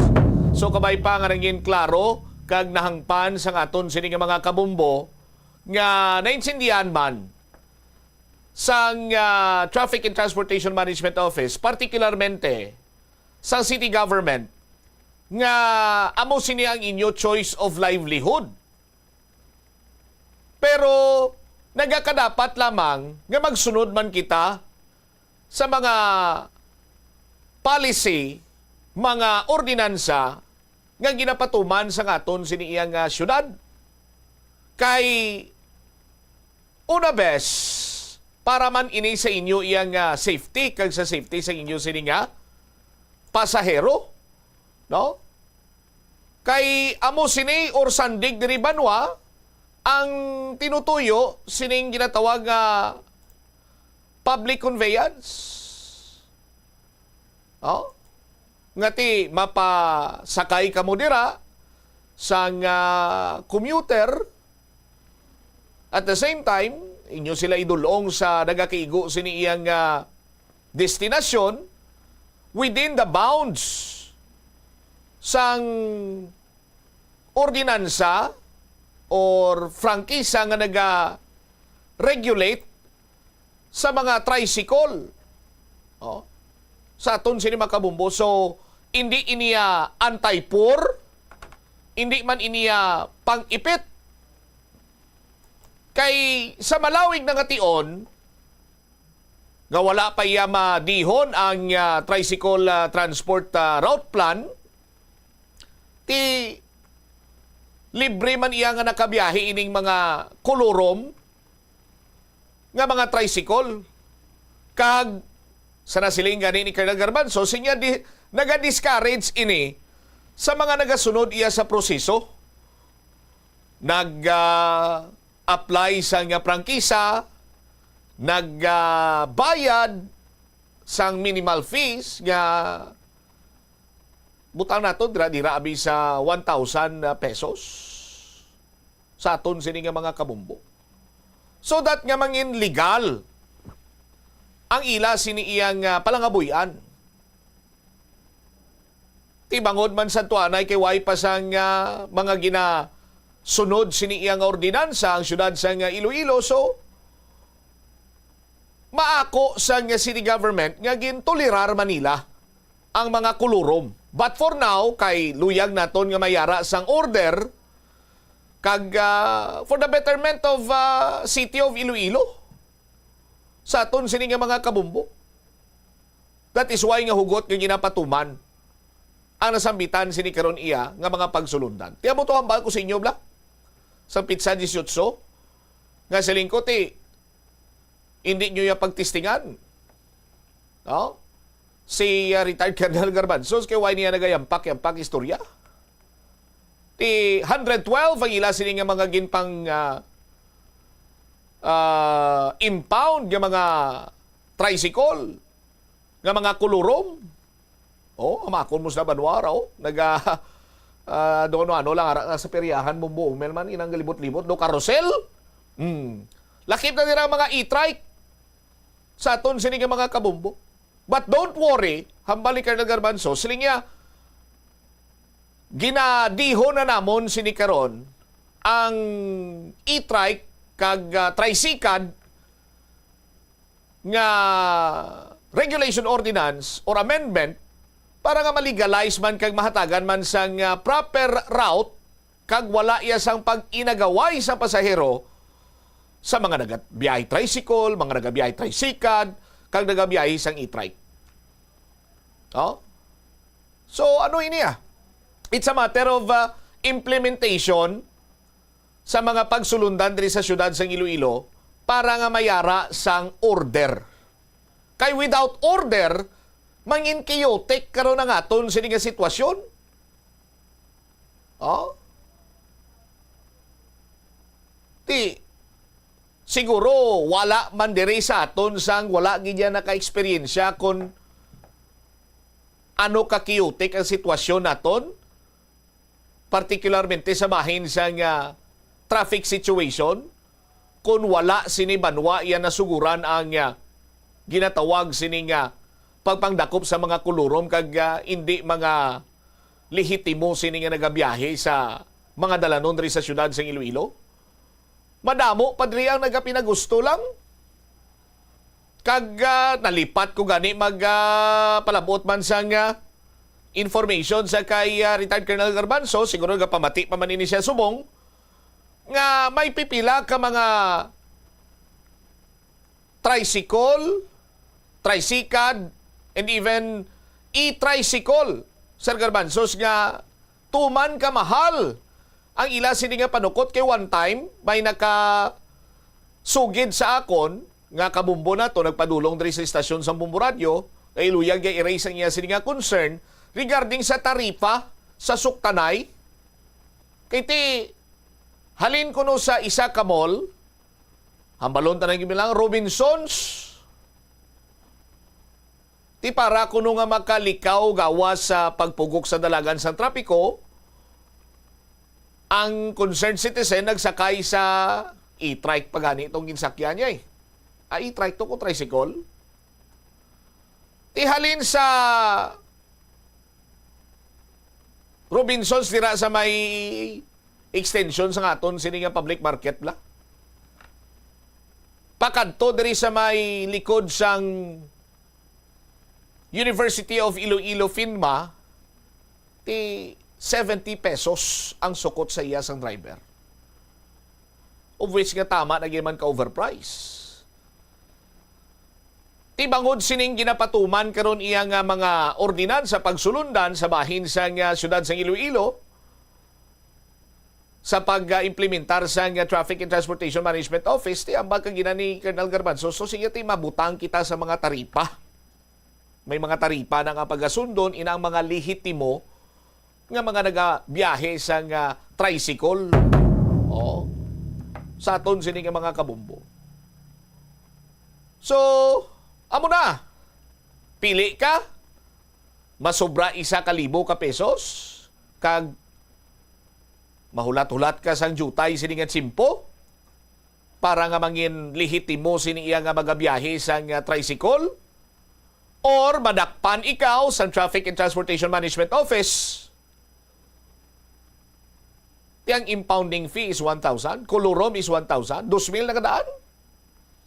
Kag kung may makita pa dira karon nga mga violation, may corresponding man ina nga penalty, multa. Kag sa iban nga mga nag-apply pero way ka pasarti, ginpasiguro man lang sa Traffic and Transportation Management Office nga roadworthy man ang inyo siniiya nga mga tricycle. Oh, kiti mabutang karon sa lang-alang dirang safety sa nga pasahero nyo kung may mga depekto na dira kag hindi siya roadworthy ang inyo sini nga ibiyahe. Ginapasiguro lang ang safety sa driver kag siyempre safety sa mga pasahero. So mas labing maayo nga magsunod kita sa mga pagsulundan para nga mangin or makangkon kita sang order in terms of traffic situation diri sa syudad sang Iloilo. Pagbalik naton banwa dugang nga mga balita kag impormasyon. Si DILG Secretary Jun Vic Rimulya may pagpangangkat sa mga local government unit. Bakal kamo isa ka patrol para iya saton sini nga pulis kay si DILG mahatag isa ka patrol. So buy one get one challenge. Tinakabalo naman kita iya sa mentalidad ni Mayor Jerry Treñas nga never iya nga naga-back down sa duman sini nga mga challenge. Oh, yan ba sang alkalde niya? 12 amon sini nga baklon. Sumot silingon, lauman naton ang 24 ka mga patrol cars. Kag kagapon sini nga adlaw. Dali-dali kuno nga nagpadulong. Ining tag-iya sang social media account nga na-link man gani ining iya pangalan sang iya sining account sa social media sa bomb threat sa UPV Miagao Campus. Padulong siya sa may CMO or City Mayor's Office agud klarohon. Nga siya way kuya kapos ang death threat batok sa kay incoming Mayor Inday Raisa Triñas Chua. Nahack ako na account. Balikan tayo ng mga balita kag impormasyon sa aton sini pa rin nga pagpangalagad sa bubuanay sa udto pagganapos ginamang sa pila ka importante nga mga panung. Ang kasubo kag depresyon ang hindi pareho nga balatyagon. Ang depresyon ang hindi gulpiyada lang nga nagakatabo sa isa ka tawo. Masami man nga ginakabig sa mga tawo nga depressed ini bangod sa kasubo nga nagakabatyagana. Ang kasubo temporaryo lang nga nagakabatyagan sang tawo kag masami nagadugay sang pila lang ka adlaw. Samtang, makabig naman nga nag-experience ikaw sang depresyon kung masobre na sa 3 ka bulan nga nagabatyag ikaw sang kasubo. Importante nga mahibaluan ang mga naga-trigger sa nga mga balatyagon, agud nga mahibaluan kung paano ini nga bulngon. Sa pagbugtaw mo sa aga, cold baladayon nga tubig ang imo ginainom? Ay, dali lang, wait a minute, para sa ininit. Suno kay Dr. Deborah Weatherspoon, isa ka advanced practice nurse, mas maayo nga mag-inom sang alabaab nga tubig sa aga. Paathag ni Weatherspoon, iniya nagabulig sa lawas nga magpagwa sang toxins kag naga-improve sang imo blood circulation. Sa mga babayi, ang pag-inom sang alabaab nga tubig ay nagabulig man kung ikaw nagasuprer sang Di Iloilo. Billboard of Activities for June 22 to 28, 2025. Ang ini nga weekend amo ang ulihing nga Sabado sang bulan sang Hunyo. But this does not mean that it's the least of all Saturdays of the month. Bangod ang Binhi Band is due to entertain you with their great selection of songs sa concert at the Plaza coming your way sa June 28, Sabado, magasugod alas 6 sa gabi. Sa tion sa musical show, napulo ka mga matahom nga Plazwala di Iloilo, special edition mags kag madamo pa nga iban ang iga-paraffle sa mga suki sa Plazwala di Iloilo. Sa June 29, Domingo, ginaagdang tanan nga mangin kabahin sang Eucharistic celebration nga pagahiwaton sa Latolda sa mga adlaw alas 11 sang aga. Sa tion sang Holy Mass, magpangamuyo kita sa Ginoo nga ipadala niya ang Holy Spirit agud nga mag-guide sa aton mga lideres so that peace and prosperity would reign in our country. Plazwala di Iloilo, we remain to be one with you in a common hope for a better community and a progressive country in 2025. Hindi ako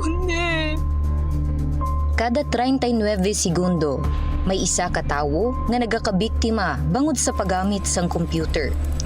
8 ka milyon sa kada tuig ang ginaatake sang hacker. Likawan ang mangin isa sa biktima, mangin mahinalungon sa mga ginapanghatag nga impormasyon, protektahan ang kaugalingon, paggamit sang internet pasangkaron. Ini nga pahanumdom ang 31 minutos na nakaligad sa takna sining alauna. Balik na diri sa pagpangalagad sa bombo na isudto sa gyapon ko mo Bombo Chama Blanco Hover.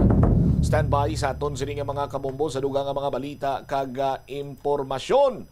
Si DILG Secretary John Vic Rimulya mayara sang challenge sa mga LGU nga mag-purchase kuno sang isa ka patrol car para sa aton sini kapulisan kag ang DILG mahatag isa ka patrol car. So therefore sa aton sining mga kuturan ining buy one get one challenge. No?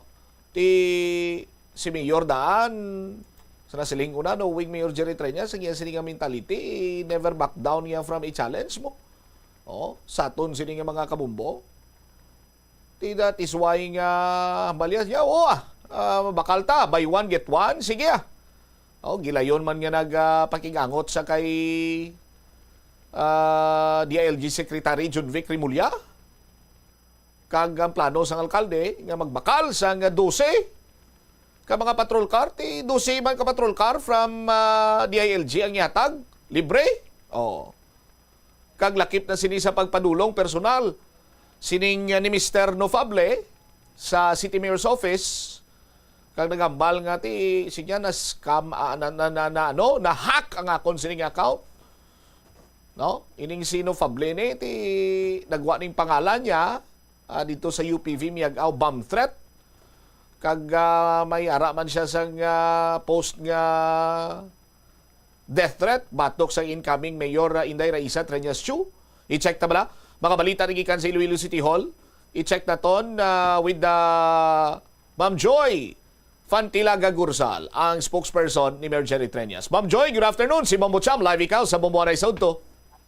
Bombo Cham, good afternoon. Good afternoon man sa aton nga mga pumuluyo diri sa syudad sang Iloilo. Mauna ako anay, Ma'am Joy, regarding sa sining buy one, give one scheme ni DILG Secretary John Vic Rimulya. Challenge siya sa mga local government unit or sa mga local chief executive. Why ginag-back down si Mayor? Ma-procure sa nagaplanong ma-procure sang 12 ka mga patrol car, Ma'am Joy? Ito, Bombo Cham, no? Sang, I think June 23, nagpagwa sang statement ang Secretary sang Department of Interior and Local Government, si Secretary John Vic Rimulya, sa mga local chief executives. No? Actually, ang ining iya nga offer para ni sa mga local chief executives sang national sang NCR, no, but diriya sa bahin sang Iloilo City Government gina-accept sa aton sining alkalde ang ining challenge, no, sang DILG nga kung magbakal ang local government sang isa ka patrol car mahatag kumbaga tumbasan sang DILG using sang national government fund sang additional isa pagid ka police vehicle, no. So kagapon nag-communicate ang aton nga alkalde Mayor Jerry Treñas sa kay Secretary Rimulya kag kita diri sa city government maga-procure kita sang 12 ka mga police vehicle this year, no, kag gina isa man ini sa top priority sang next administration, no, ni Mayor Raisa Treñas ang pag-procure sang 12 ka mga brand new patrol vehicles para sa subong tuig for the Iloilo City Police Office. Iniya in response man sa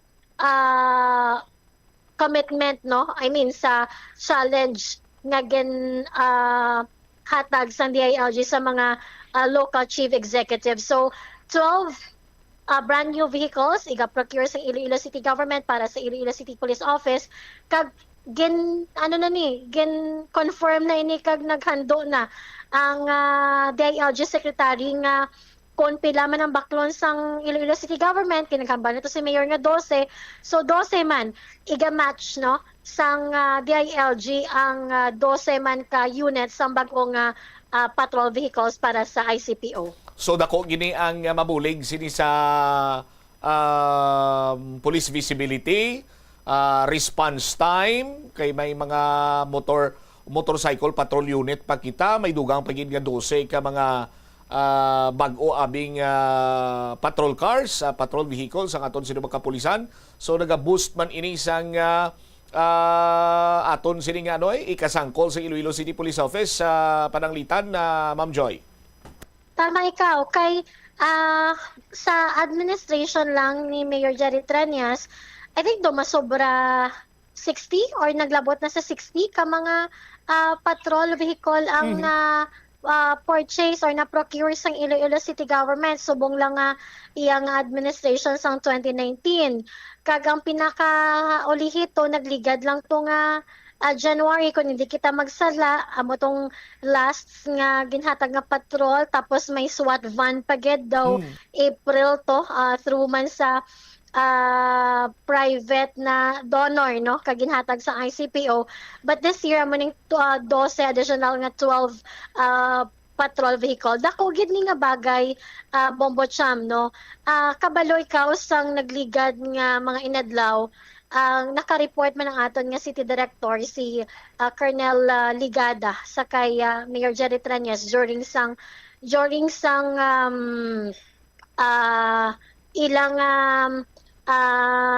the parang quarterly meeting, no, with the police, CDRMO, and na-report nga ang ICPO ang gina-benchmark sa iban nga mga police offices kay ang ICPO ang sa ilan ni bala nga 5-minute response, no? Yes. Wala sila nakalabot 5 minutes during sa ilang simulation nga gintestingan sila mismo sa Chief PNP pagkadto diri. Wala nakalabot 5 minutes do mga more or less lapaw lang 3 minutes na kuha nakalabot ang aton nga police sa area kung sa diin to ang may insidente. So isa na kabagay, dako gid nga bagay kay tidamo kitaya patrol vehicles diri sa Iloilo City Police Office kay para ma-deploy bala sa mga strategic area nga madasig ang pag-respond sa aton sini nga mga kapulisan. All right. Okay. So, on the other hand, Ma'am Joy, as per information nga nakalabot diri sa Bombo Radio, personal nga nagpadulong dira ining tag-iya sang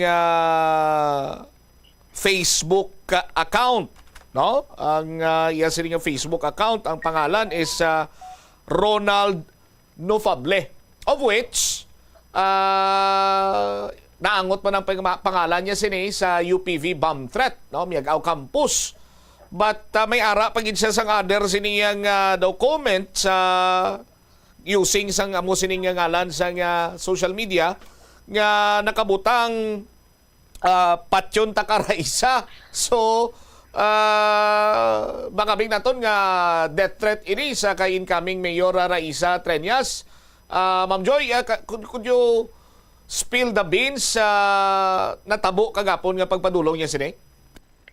Yes, ang nagligad nga adlaw may nag-comment sa comment section and nalipat lang kita kung sa page ni Mayor Jerry Trillanes or sa page ni Mayor Raisa Trillanes, no, nga gapamahog nga patyon taka daw, something to that effect, no. Pero kahapon nagpadulong sa opisina sang aton nga alkalde ang persona nga nakapangalan Ronald Nofable, no. Kag daw based man dito sa siyang istoryahan nga daw I think daw na-hack ang iyang na-hack ang iyang account. Ano ni tawag ang account niya daw hindi siya bala ang nagauyat sina.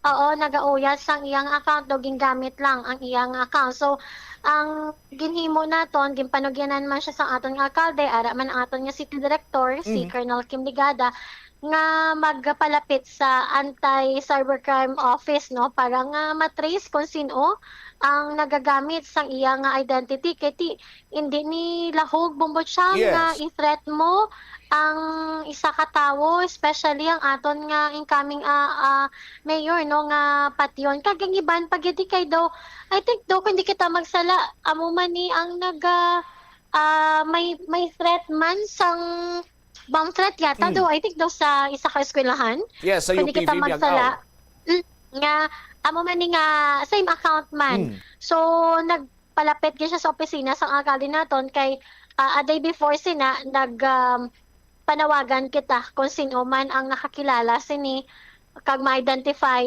So siya mismo personally si Ronald Nofable ang nagpalapit sa opisina ni Mayor para nga mag-explain man sa iya sini nga bahin. All right. So all is well naman, kag ati klaro man to kag gin patahag niya nga nahack ang iya sining yes account. Ang advice iya, sino ka advice iya nga magpadulong sa anti-cybercrime unit? Ara man sa day mayor, day city director, no, kag ang ato siguro mga yung matabulig sa mga tagpalamati naton nga buligan naton report ang ining account ang Ronald Nofable para ma-deactivate na ang ining account kag gusto man naton nga ma-identify kung sino ang tawo sa likod sini. All right, sige. Ma'am Joy, thank you so much for your time kag sa mga informasyon nga gin-share diri sa Bombo Radio sa Luwat. Good afternoon. Salamat kid Bombo Cham kag maayong hapon.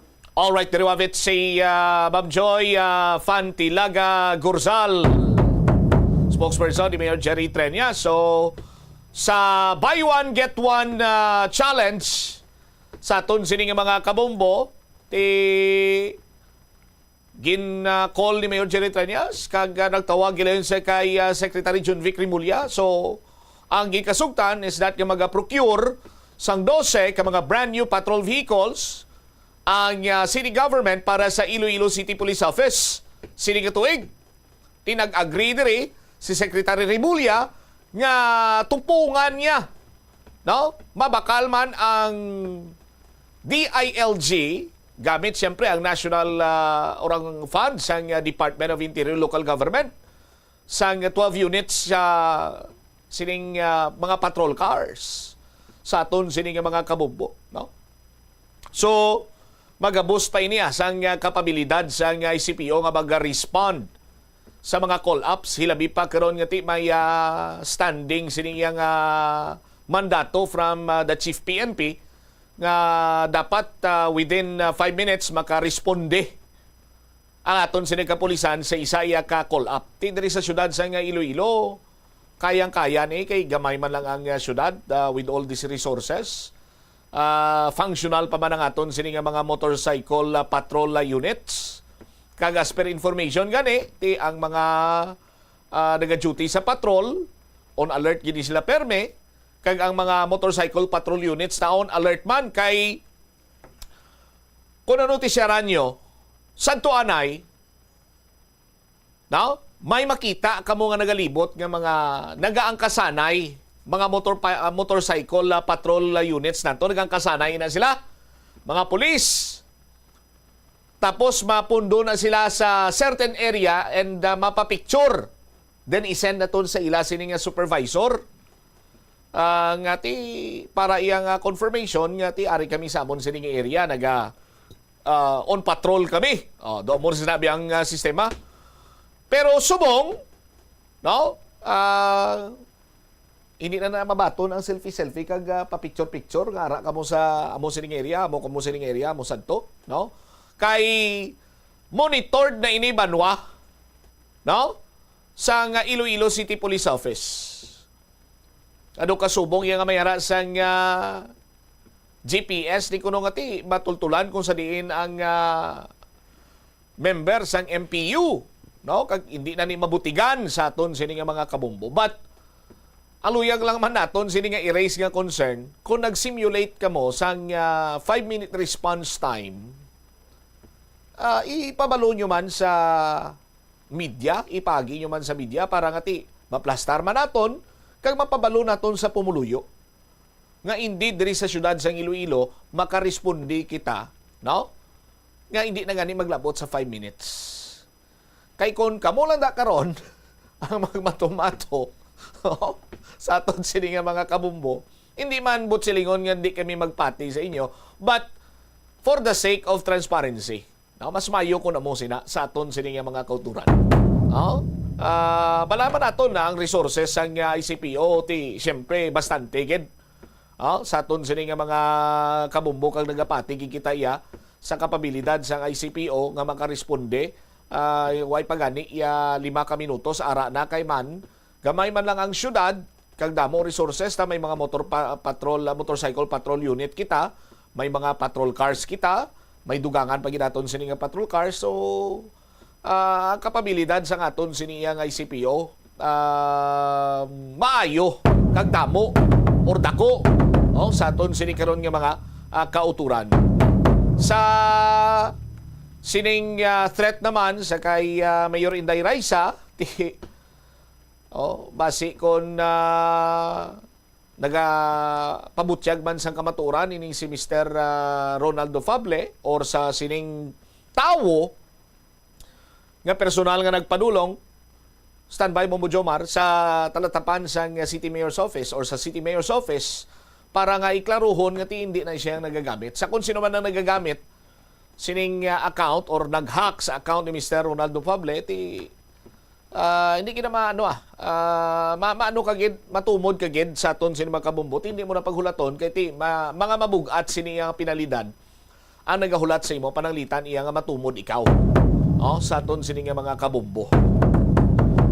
Kag hindi nyo man paghimo ang pastime ang pagpanghalit kag pagpamahog sa inyo isig kapareho, no? Ining mga pawpaw ka mga kibot-kibot ni, mapriso ko na ni subong bumumel. Di ba? Sa aton sinima kabumbo. Check naman naton design balita ni Bombo Jomar Villa. Una-on naton ining may isa ka babae gin basyahan kuno sang acid. Di personal grudge na din ginalantaw kag anong latest sa Kendi Tabanda killing. Kay ang pamilya nagapati kuno iyang ginplanuhan gini Aljon Halbuna ang pagkomiter sang krimen. Mga balita kaupod sa kay Bombo Jomar Villa. Bombo Jomar, please go ahead. Nagpabilin pa sa ospital ang 33 anyos nga babaye matapos ginapatihan ginbasyahan sang asido sa may distrito sa Mandurriao. Ang biktima amo ning 33 anyos sining babaye, cashier ini siya kag nagatener temporaryo sa may molo sa sining boarding house, pero ang address ni sa may area gid sa probinsya sang Iloilo, Bombochamp, no? So based sa investigation sang kapulisan sa pagpanguna ni Police Captain Balalan Campbell, ang hepe sang Police Station number 10, sang nagapuli na ini upod ang sining co-worker mga takna alas 2 sang kagahon. No, dire na siya dapit sa may Carpenters Bridge no, sa may Atabukan, Mandurriao, kung sa diin ining biktima pauli na kuntani sa sining boarding house. So dire sila nagagi sa may area kron sang Esplanades. Ngati samtang naga-approach ni sila malapit sa isa ka ospital, Bombochamp agolpi lang, no, nga may nagtuhaw sa ila sining likod halin sa madulom sining bahin nga isa ka individual nakasuksok ini siya sang raincoat kag naka-helmet kay isang natabo ni do medyo nagaplo panalithi sa aton sining mga kabombo. So didto nakibot lamang ining duha nga may nagtuhaw sa likod nga bahin kag halin tus madulom sining area kag nagbasya, no, sang sining liquid substance nga ginalapatihan diri asido. Kung sa diin tinaygo giniho ang lawas sang sining babaye, lakip sining kamot ang atubang sining porsyon sang iya sining lawas kag masubo-subo sa yaman sining itsura, no. So gilayon nga nagtawag sang bulig kag nagpangayo sang bulig ang iya sining upod agod dalon sa may pinakamalapit sining hospital ang biktima kag amo nasubong ini siya ang padayon nga nagapabulong pa Bombochamp. So based diri sa investigation sang otoridad ginuna nila balikan ang ining area, no, kung sa di nagatrabaho ini siya bilang cashier draman sa may Mandurriao, no, sa aton sa mga kabombo, pero based to sa pagmusisa nga wayman kuno siya abisang kontra dito sa iya sining workplace, no, nga basi kun dito makakuha sila sa mga person of interest.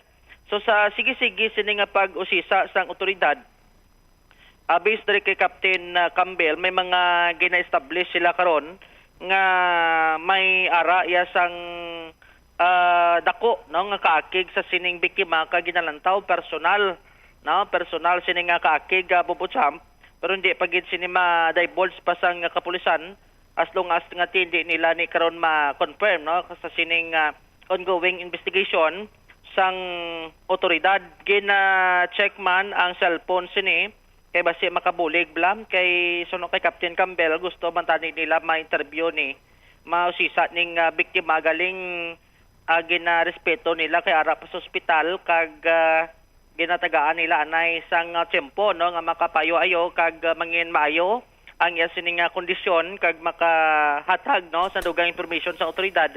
Sa regarding karon sa kung sino pagid o kung sino ang mga individual nga may dako sini nga kaakig kay ang ginlantaw sang otoridad kung do tripping kuno ato tani duha sila ang gin basyahan abi bumbutsam sang asido tiyang natumod to ang isa lang tong babaye kay ang upo diya tong tupad man lang sila duay ganit isa ka dangaw Ang upod niya babae o kung lalaki man mo Jomar? ang upod na duay lato na mention pero dungan sila nag-out halin sa ginatrabahuhan sining establishment sa may Mandurriao. Kay base bala kung for example babae ang ginsabiyahan sang acid. By the way, istoryahan na kamo kung ano nga sa isang acid na kung lalaki bumumil tong upod niya base kung may posibilidad nga nagapangimon o nga muna ang sitwasyon bla ari mo kay basyan nakasang acid pero mga mo sini nga sitwasyon or mga mo sini nga ugada Bumbo Jomar ang common sina nga tawag sa paryo sa sang kilala ko aksido. Basyahan ko ni sa aksido para maglapnos iya sini nga panet maigo sa tsurati malaway na siya hindi na siya gwapa. Domos na. So amo nang gina-check pa karon sang otoridad sinidugang kay mo pala ning nakpa sining initial information regarding sa sining nasambit sini karon nga insidente no tidri nagatuto kay ti kumo nga hindi man kuno related sa trabaho bumbutsam ti upod ja batong coworker yan hindi man kuno related so may iban pagid nga ginalantaw ka nga sini sa personal kaling ti duay naman sa may gin plastar pagid sinidugang ang kapulisan bangod sa sining ongoing pa nga investigation sining karon kun ano gid ang madalom sining rason bumbutsam arib lang kabahin sa pahayag ni Police Captain Campbell ang hepe sang Police Station 10. Pag-abot nila sa medyo madulom nga portion sang kalsada nakibot lang sila nga may person came from their behind nga nag-splash or nagbasya sang liquid substance sa iya. So naigo ini siya sa likod ng portion sang iyang lawas, iyang kamot, and even sa portion sang iyang front nga lawas kag itsura. So immediately ngayo sila bulig sa guard. Kag ang guard ang nag-inform sa aton nga mga patrollers may amo na insidente. So since in pain pa the time ang ining biktima naton sang gusto nga kuan sang information ng sang aton investigator git pa kamayo naton nga ipagpaliban anay iti gina respeto naton kag naintindihan naton nga ano siya sang sakit and nag-backtrack kita sa mga CCTV cameras dira na makabulig sa aton kung paano ni Sulbaron o paano naton makita ang kung manner kung ang ginbasyahan ini. So gaulat-ulat kita sa response ng ibang mga establishments dira. Although some of the establishments nag-cooperar na kung mag-view kung maghatag sa mga footages. And indeed, nato nabalaan nga nagtugma ang revelation sa coworker kag sang biktima. There was somebody nga nagasuksok sang raincoat kag helmet because that time is mostly ulan-ulan. Na naghalin sa ila likod kag nagbasya sa ila. After which nag-exit man siya kung sa diin siya naghalin na Bumbo Jomar. So butsilingon ang ining biktima posible sir nga may nagadumot sa iya? Isa na sa ginatan-aw naton nga rason because nga kita nagapati nga hindi lang ini by chance kundi hungod ini nga bantayan ensure nga siya gid ang naglabay kag siya man ang gintarget sang pagbasya sang liquid substance or liquid chemical nga ini nagtugas ang iyang pagkasunog sang iya panis. Okay. Anong nakita sa CCTV ma-identify itong naghaboy? For now review pa kita sang iban nga mga footages. Basi bala ang ining ang nagasuksok nga ini sang raincoat kag helmet is possible previous hour or previous days nga ara man dira kag magtugma ini sa gina-describe nga person. So but kung sa amo lang tong insidente daw medyo nabudlayan pa kami mag-establish ang identity niya because nga covered siya sang raincoat kag sang helmet kasay. Bali, ano color ka raincoat kag helmet lang, sir, kung ma-identify? I think daw sa CCTV abi hindi mabalaan kiti gabi the time. Hindi ma-appreciate ang color. Pero base pa lang makakuha kita sang maayo nga information after nga maka-recover kag pwede na makambal sang malawig ang aton nga victim. Ang sa CCTV, sir, do nakita gid pagpasya or do naglabay lang? Sa isa ka footage nga na review namon is naglabay siya. Pero ang manner sang pagbasya is dito nga portion hindi pa namon gid makitaan purely. Pero we're hoping may sa mga CCTV cameras nga gina-requestan namon kasi dito makakita kita sang maayong angulo kung paano niya gid basya dito sa victim naton. Witness, sir? Witness ang upod niya. Okay. Pero for now, limited pa man ang iyang ginahatag ng mga informations. Siguro in due time, ang dako gidabi ang vital diri sa victim naton because nga we believe nga may mga circumstansya ini nga dapat nga i-reveal sa aton nga dako ang mabulig niya para nga maka-shed light sa aton nga investigation. O kalayo, sir, ang ilang distansya nga duwa kang upod ya? Kapit lang, kasi sila nagalakat eh. Subot sila. Well, in fact, kasi manwa niya man gani ini. Siya gid ang intensyon, sir? Yes, wala na sa iban siya lang gid ang intensyon. Si Police Captain Bala-Alan Campbell, Hepe sang Police Station number 10. Sa lugar naton nga pagpangusisa ang upod ni lalaki. Bumbutsam kag bisto sa ila sini nga nakuha man sa information nga ang nagbasya to kuno lalaki man na nga nagasuksok to sang raincoat kag helmet subot silingon nagamotorsiklo. Ang suspitsado. So kung lantawon naton butang tati kung may nangimon abi no for example akati lalaki tong upod ti ambal sang pulis don di man kuno mambal nga related sa trabaho. No, ang Ti kung hindi related sa trabaho ba si kung related sa gugmay? Ati kung amo na ang kung ma-relate nila to ti ang upod ya to isala sila sa ginatrabahuhan mo. Ti ba si kung ginadudahan to nga may relasyon sila tamakon mo isa lang ka mo kulubrahan tapos mapuli ka mo alas 2 niya sang kagahon sino ang dawabi hindi magduwa-duwa kay bisa nakwata do mo nang ila sini nga do shifting bla okay do ko na mo nang ila sini nga shifting ang out nila bumbutsam no ti kun may baloon tay ni ang lugan sini karon nga information ti kung may nangimon abis babae tani ang nagbasya to babae no ti subo nga panyimpo di ka naman kasigurado bubujumar mo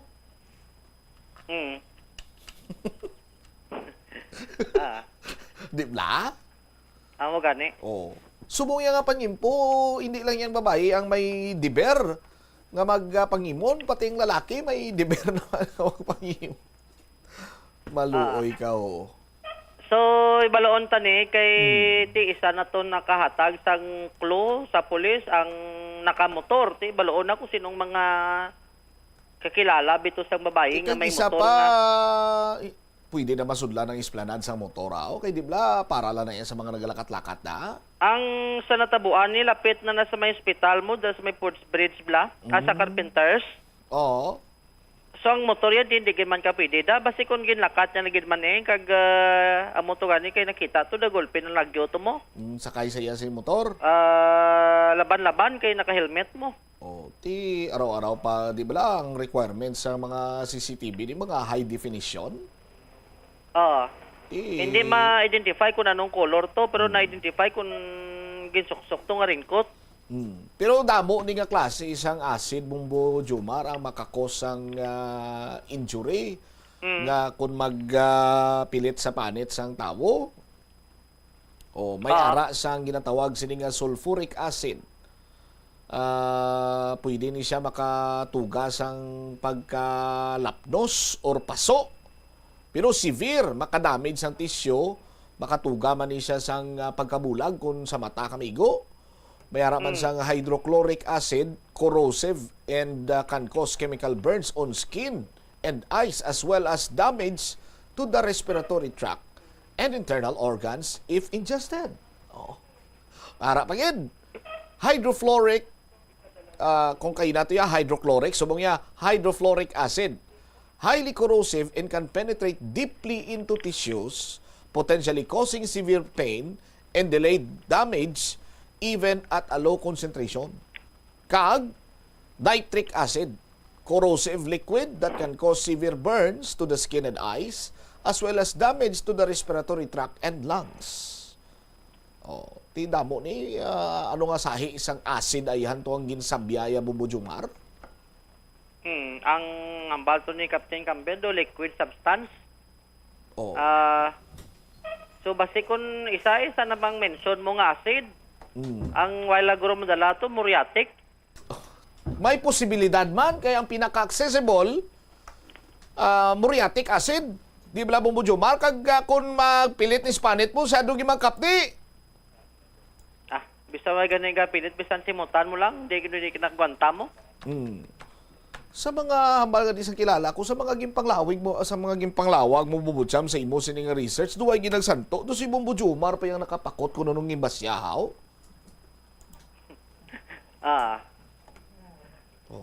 Grabe.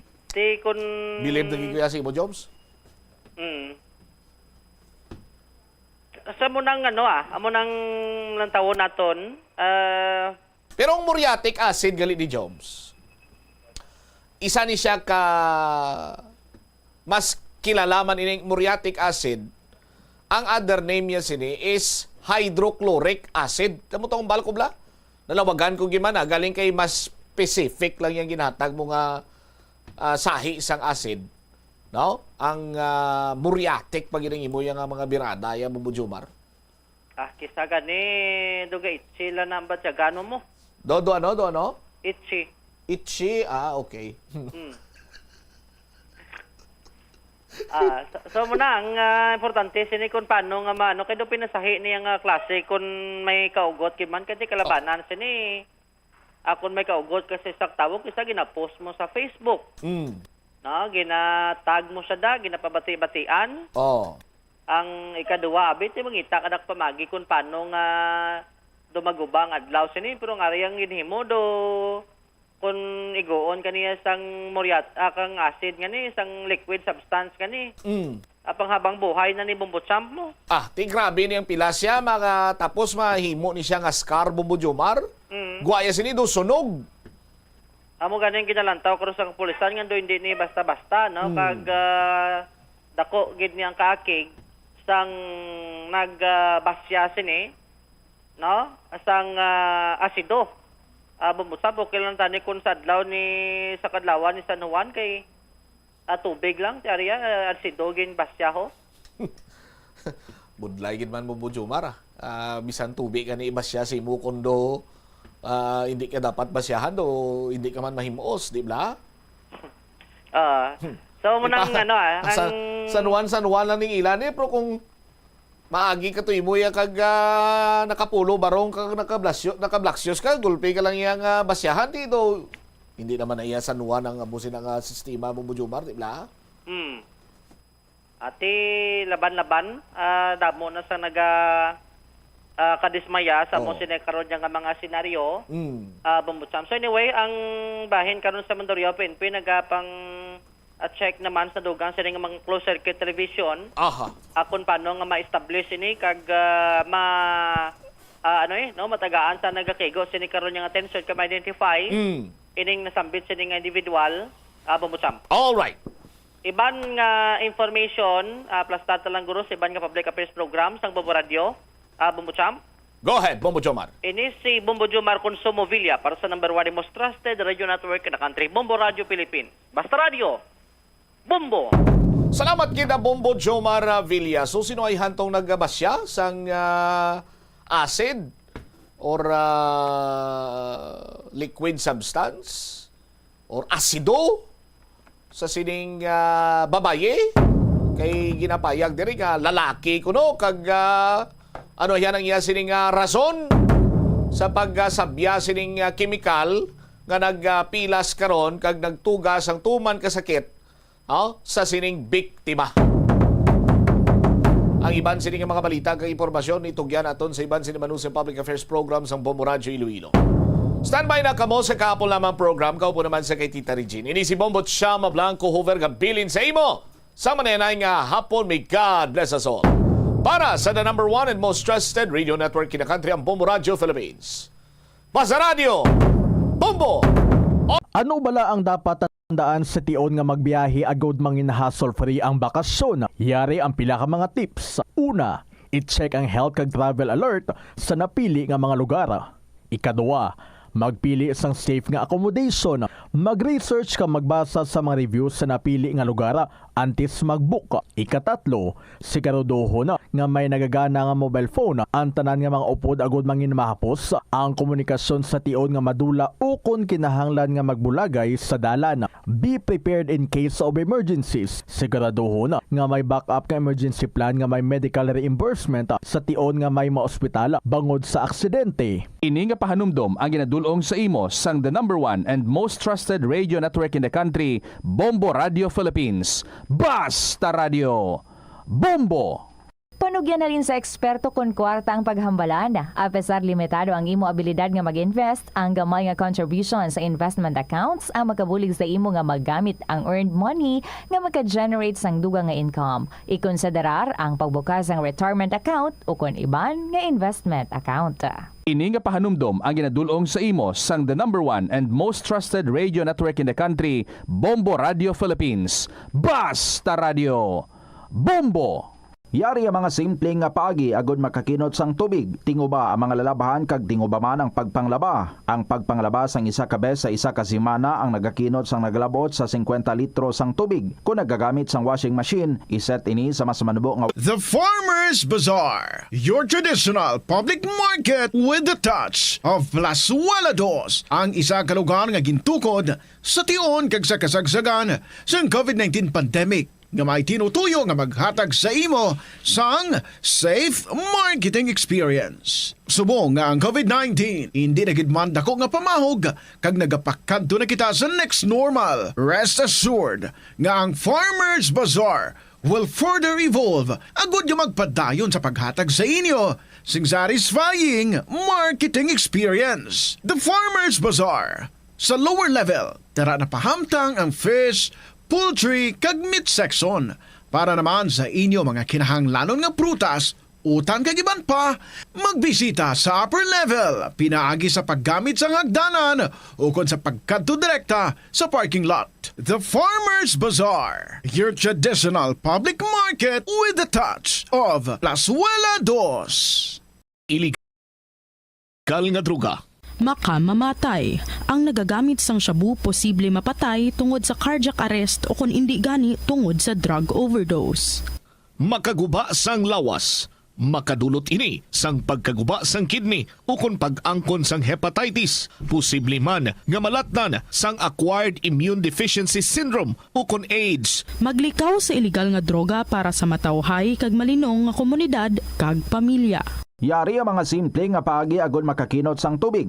Kaayuha ang mga taga sa tubo o kon hose. Hindi tanan nga taga sa mahapos kagilayon nga makita tungod ang mga tubo o kon hose ang nakalubong sa duta o kon semento nga bahin sang balay. Kung magsigi ang mga tagas nga ini, mahimo nga magalabot sa 10,000 ka litro sang tubig ang mausik sa isa ka tuig. Maggamit sang leak detection tool o kon magkonsulta sa mga eksperto kung may pagpangduwa-duwa nga may tagas sa mga tubo sang tubig agod ini gilayon nga makaayo. Wala sang adlaw nga ginapili ang mga aksidente.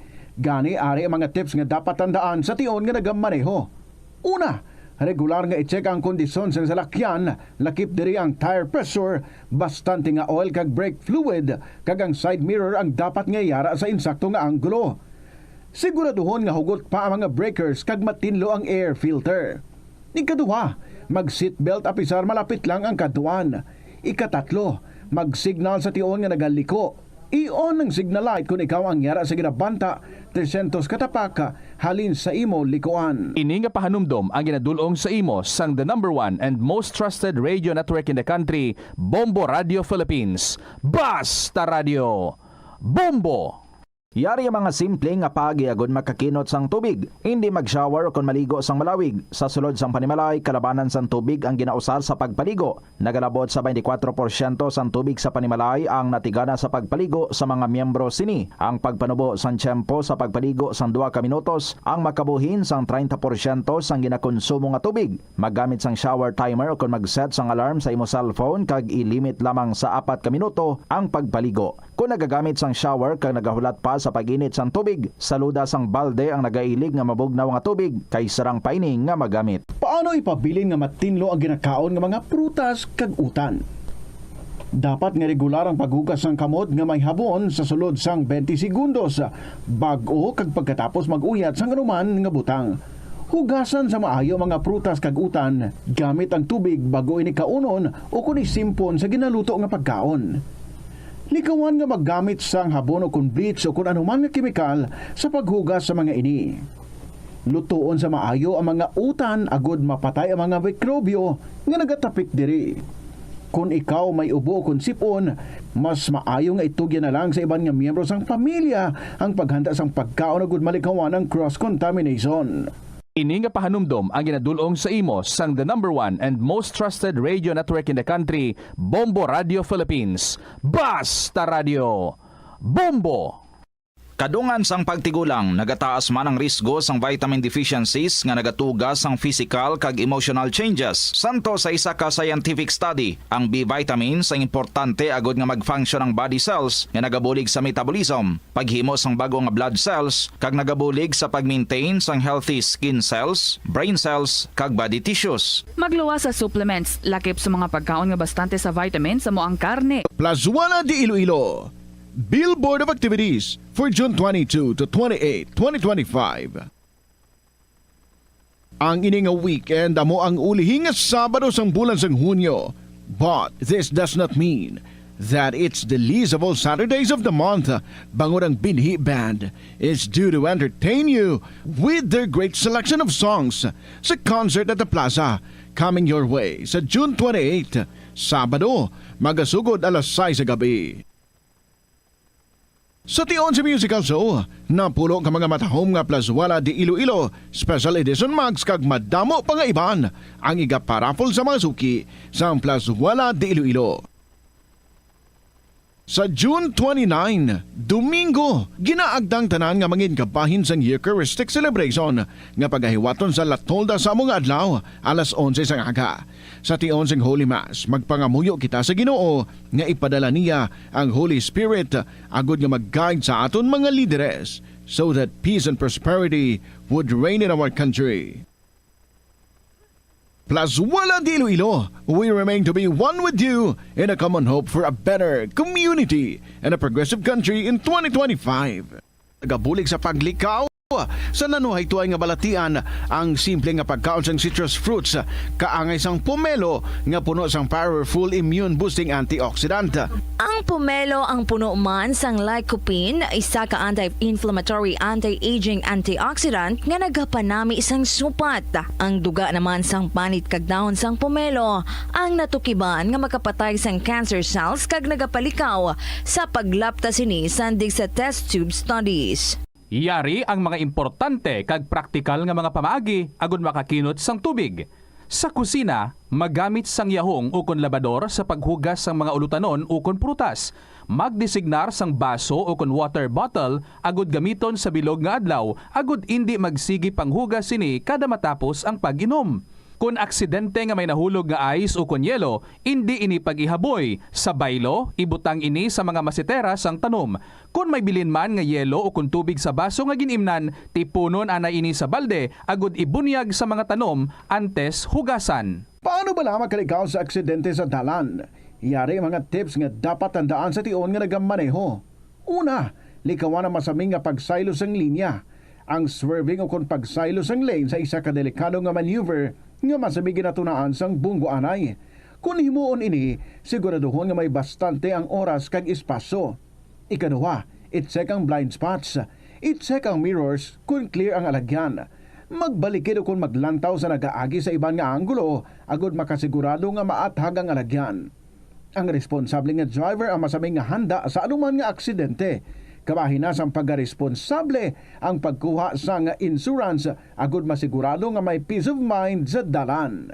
Ini nga pahanumdom ang ginadulong sa imo sang the #1 and most trusted radio network in the country, Bombo Radio Philippines. Basta Radio Bombo! Talan kita mayara sang mabulig agud pakibatuan ang climate change. Magamit sang bag nga pwede magamit sang liwat-liwat agud mabuhinan ang plastic bag nga ginahaboy. Bangod ini nagatugas ang greenhouse gases. Ikaduha, hindi masumi magamit sang computer. Kung 4 ka oras lamang sa isa ka adlaw ang imo nga paggamit sang computer, makabuhing ka na sang carbon dioxide emission nga 83%. Ikatatlo, kung malapit man lang imo nga kaladtuan, mas maayo nga maglakat o kung magsakay na lang sa bike. Magluwas sa makakinot ka na, mabuhinan pang polusyon nga nagatugas ang climate change.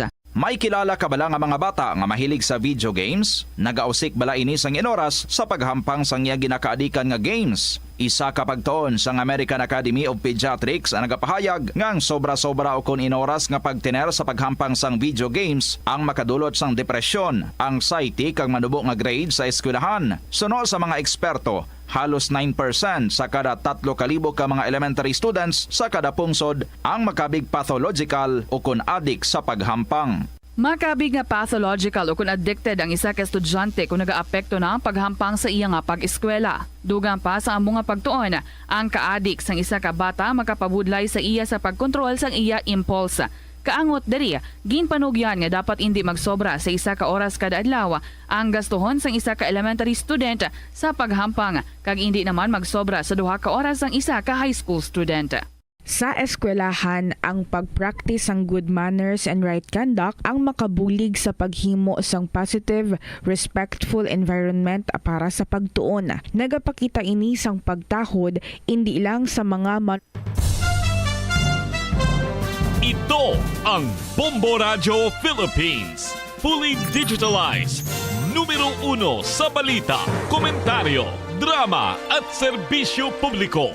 Bombo Radio Philippines. Bombo Radio Philippines. Ang inyong #1 at most trusted radio network in the country. Basta Radio Bombo!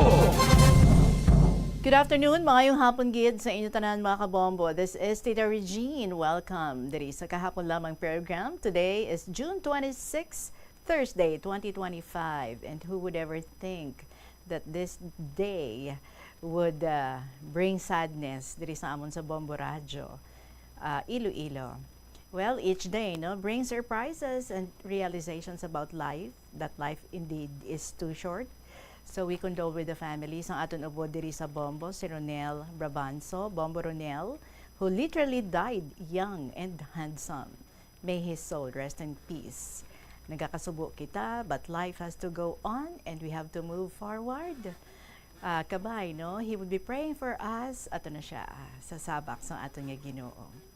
20 minutos makalipas ang takna nga alas 2 sa sininga hapon, and ari kita sa pag-continue in bringing to you our stories nga na-receive diri sa kahapon lamang program, and ang inyo man nga mga istorya dira basi kung ready naman, pwede na gid nga ma-email sa bombo_iloilo@bomboradio.info or isulat ang mga kasaysayan sa inyo kabuhi kag ipadala sa kahapon lamang program. DYFM, Bombo Radio Iloilo, Sky City Tower, Mapa Street, Iloilo City. Ari na nga itong bahanon para sa inyo this afternoon. This is from Earl Lorraine Kelarto. I'd like to welcome you all with the song, Dahilan. Welcome sa KLP.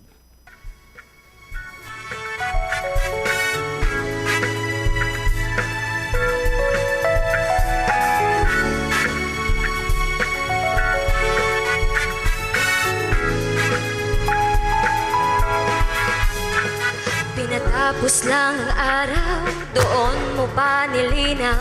Lungkot biglang dumalaw, nasisilaw na sa buwan. Dahil hindi makuha, mga mata na puro luha. Walang laban ng salita, nawawalan ng hininga. Titigsin upang hindi ka umalis. Kapag nasasaktan, lagi lang naman ako ang dahilan. Ikaw na ang lamang, di na ako manlalaban. Ikaw at ikaw lang. Di man maipilit dito, buong pagmamahal ko'y lagi sa'yo.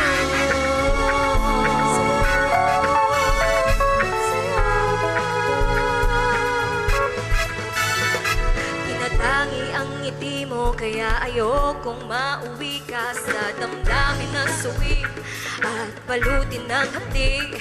Sana ay pansinin ang marahan kong daing, na ako ay ibalik sa ating huling halik. Parang awam na wag kang aalis. Kapag nasasaktan, lagi lang naman ako ang dahilan. Ikaw na ang lamang, di na ako manlalaban. Ikaw at ikaw lang. Di man maipilit ito, buong pagmamahal ko'y lagi sa'yo.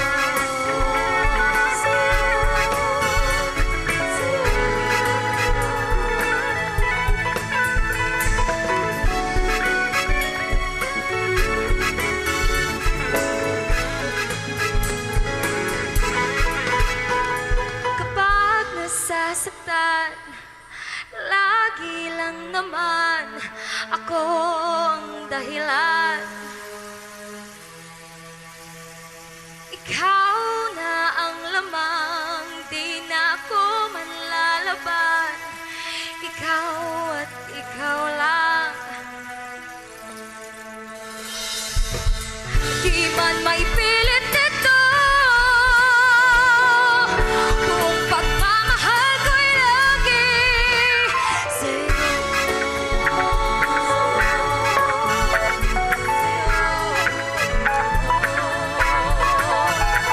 Sa'yo.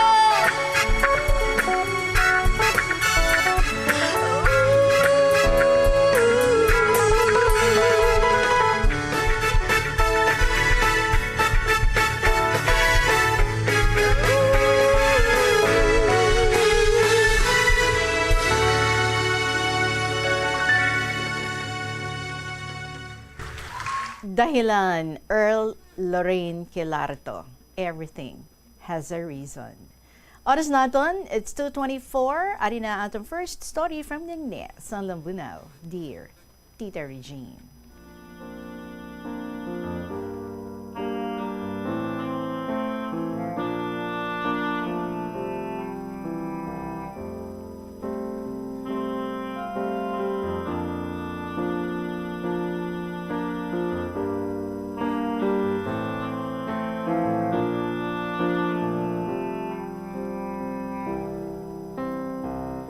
Mayong hapon sa tanan nga staff, mga members of this station, especially sa imo tita, kay sa tanan nga mga classmates ko, Lola Amparing, Lolo Dencio, Lolo Abraham, kag sa tanan sa kay Student Mom of Lambunaw, have a good day. Sang October 28, 1978.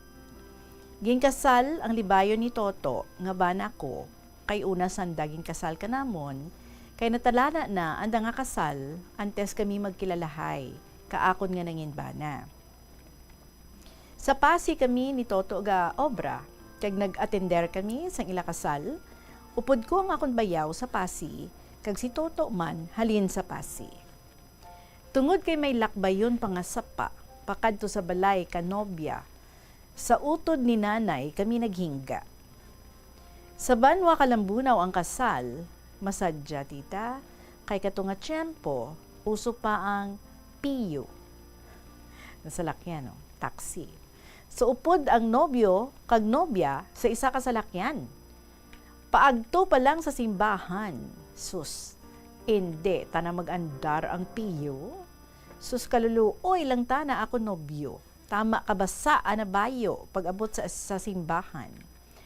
Kay kuno tita, hindi gali mayad. Nga imaw dun nga daan ang nobyo kag nobya. Sa isa ka salakyan, pakadto pa lang. Kung mag-uli, ti imaw dun eh. So, may leksyon kami. Sang kami na. Kasadya tita, kay uso pa kato nga magbayli-bayli ang magtiayon, hulugay kwarta ah. Sadya, first time ko ka-experience. Masadya. Tihamba ka mga utod ko. Te, kamo, maamuman kamo da kaday ah. Hindi ako magpasugot, kinahuya ako. Waay man kami sound system, kan anay lang. Sadya pagintita. Kay ang MC, gatawag. Nga ano, tigbabayi. Mapaperde ka mo? Sus, ang mga himata, gahulog. Ti huya man sanda, nga maperde sanda. Sadya tita mo. Gintagaan ako ni Toto, nga nobyo ko palang kato. So, ang bugto man kanobyo ko, 500 nga papilon. Tag 100 pesos. So, ang tawag, 5,000 pesos. Haha. So, abi mo tita, amo pa to andagin patindog balay. Hasta tulad, ang atop, amo pa da andagin na gamit. Kag sementado na ang salog. Kag half nga semento nga dinding. Sa tulad, na-stroke man ang bugto ni Toto. Kag bata ng isa nga bayi, amuran ang nagaatipan sa akon. Kung aga gauli man sa pagpaligo kay tatay na. Ang ana nga bana, stroke man. Yung mga bata nagaatipan kay tatay da, kay way pa klase. Mahapo man daad para sa hinablos ko. Garing naluoy man sa akon. So Tita Regine, ipapahulog ko naman diyang mga sulat ko. Magbakal ka mga bulong namo ni tatay na sa pharmacy dira sa Kalinog. So until here, Anay, and some more coming. Lovingly, Ningning, Sang Lambunaw.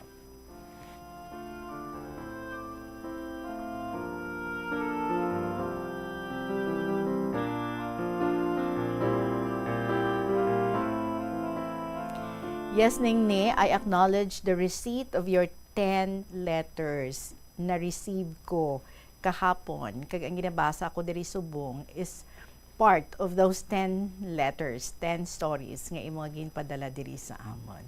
So kasadya gali sang kasal, sang utod, sang imo nga bana, kag ang inyo man, no?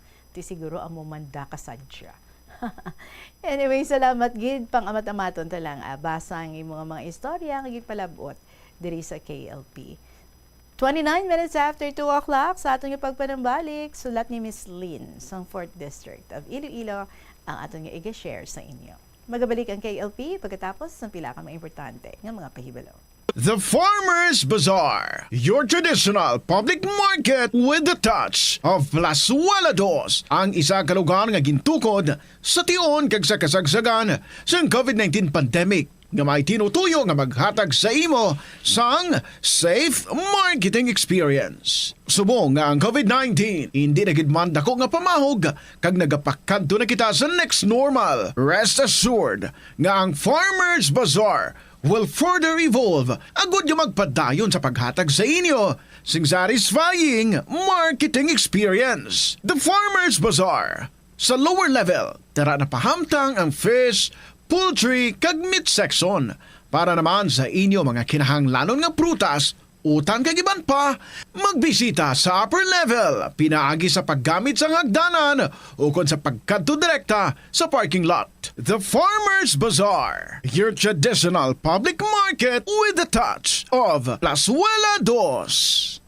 Agud makalikaw sa food poisoning o kon paglain sang tiyan, sundo ng ining mga pahanumdom. sa pagprepara sa mga pagkaon kag ilimnon. Manghugas ang kamot kag ipabili ng katinlo antes kag pagkatapos ang paghimos. Kung masakit, likawan ang pagpreparar sang pagkaon para sa iban. Siguraduhon nga naluto sang husto ang pagkaon. Kung mahimo, kauno ng pagkaon samtang mainit pa. Siguraduhon ang katinlo sang pagkaon agod ang selebrasyon mangin mas malipayon. Mas nanamian bala ikaw magtuon sa balay ipaanggid sa eskwelahan nga Salat ni Miss Lynn sa 4th District, nagastugod sa pagsiling. Dear Tita Regine.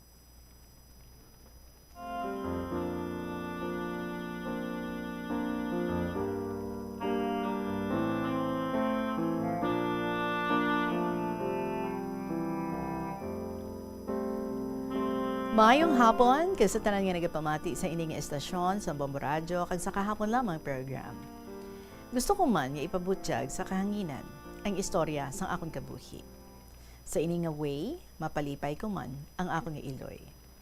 Tita, anom kami nga magburugto, ikalima ako nga bata. Si nanay, isa ka plain housewife, kag si tatay ko, isa ka mangunguma. Tita, every person in this world may ara bagay nga hindi malipatan.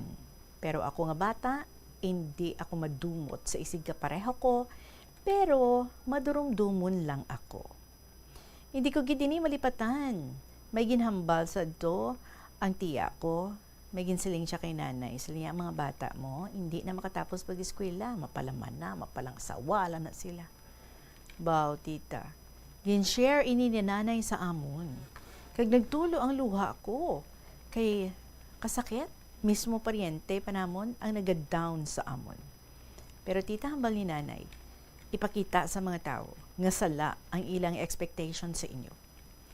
Kagamo ini ang bagay nga hasta subong dala-dala ko tita. Isalot ko galihan ang love story ni nanay kag tatay. 14 years old si nanay, kag ginplanuhan ini sang iya pamilya nga magpakasal kay tatay. Sang una nga panahon, tita, ang mga ginikanan, amo ang plano sa kung sino ang paramanhon sang ilang bata.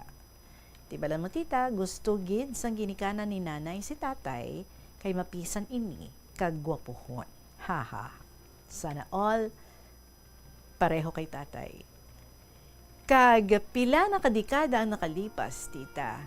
Kag kami nga anom nga mga bata nila, amo ang bunga sang ilang paghigugma. Nakatapos ang kamagulangan ko nga utod sa college. That time, sunod-sunod na tita ang galastusan sa balay. Kaya tiduwa kami sa akon magulang nga ikaapat ang ga-eskwela. Ang amon kamagulangan, ga-training pa ini siya. Tama gid kabudlay sa amon ginikanan ang amon nga sitwasyon, tita. Pero tita Regine, ang akon ginikanan, bisan ano kabudlay sang amon nga pangabuhi, wala gid kami nga nagakalipat nga magpangamuyo kag magpasalamat permi sa mahal nga Ginoo. Si nanay ko, tita gapangutang na sa kung kay sino-sino, maprenda sang amon kalupaan para lang nga may allowance kami, taga-adlaw, kagalastuson sa balay.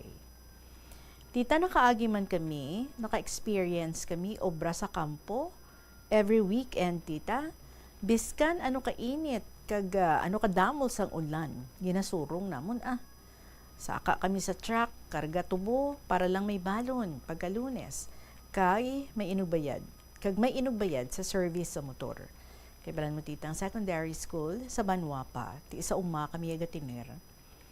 Naka-try man kami board sa Banwa, duha kami sa akon nga magulang. 100 pesos, ti paiguon lang na namon sa isa ka semana. Baka lang sang dapli, kay may dalaman kami nga bugas. Ginaubra ko permitita para makaigo lang ang allowance namon. Pangayo-ngayo ako utan sa tag-iya sang boarding house. Ang mga dahon-dahon gina-steam ko na, kag amo na ang ginadapli namon. Then, Friday sa hapon, gapauli kami sa balay para mag-obra naman sa kampo. Para lang, may pang-allowance naman. Tita, sa mga nag-third year high school na ako, nag-ibisita ining utod ni tatay nga medyo may kaya sila sa pagpangabuhi. So bale, gapangita siya upod sa balay. Kay may mga apo siya nga duwa kabilog. Pero ang nanay sa mga bata, bali cousin ko naman, nagaobra ini abroad. So, ginistorya ako ni nanay Kung willing ako didto ako maeskwela, kung willing ako didto ako maeskwela sa lugar nila. Kag sila ang mapaeskwela kanakon. So, tita that time, open-minded gid ako kay ti tungod wala gid pagkulang laygay ang ginikanan ko nga maghimakas gid kami. So, nag-decide ako tita nga ma-transfer. Natapos ko ang secondary level kag nagpahuway ako 1 year kay ang nag-sponsor sa akon nga pag-eskwela nag-transfer sang arubrahan niya tita. So, bale, ma-apply naman siya sa bag-o nga obra. Pero kaluyan man, kinakasulod siya dayon. So, after 1 year nga hulat ko, nagpa-enroll ako sa college. Nagkuha ako 2-year course lang. Kay gusto ko tita nga makatapos dayon kay makapangita obra. So, kaluyan man, why sila nabudlayan sa akon? Kay from first year to second year, Dean's Lister ako.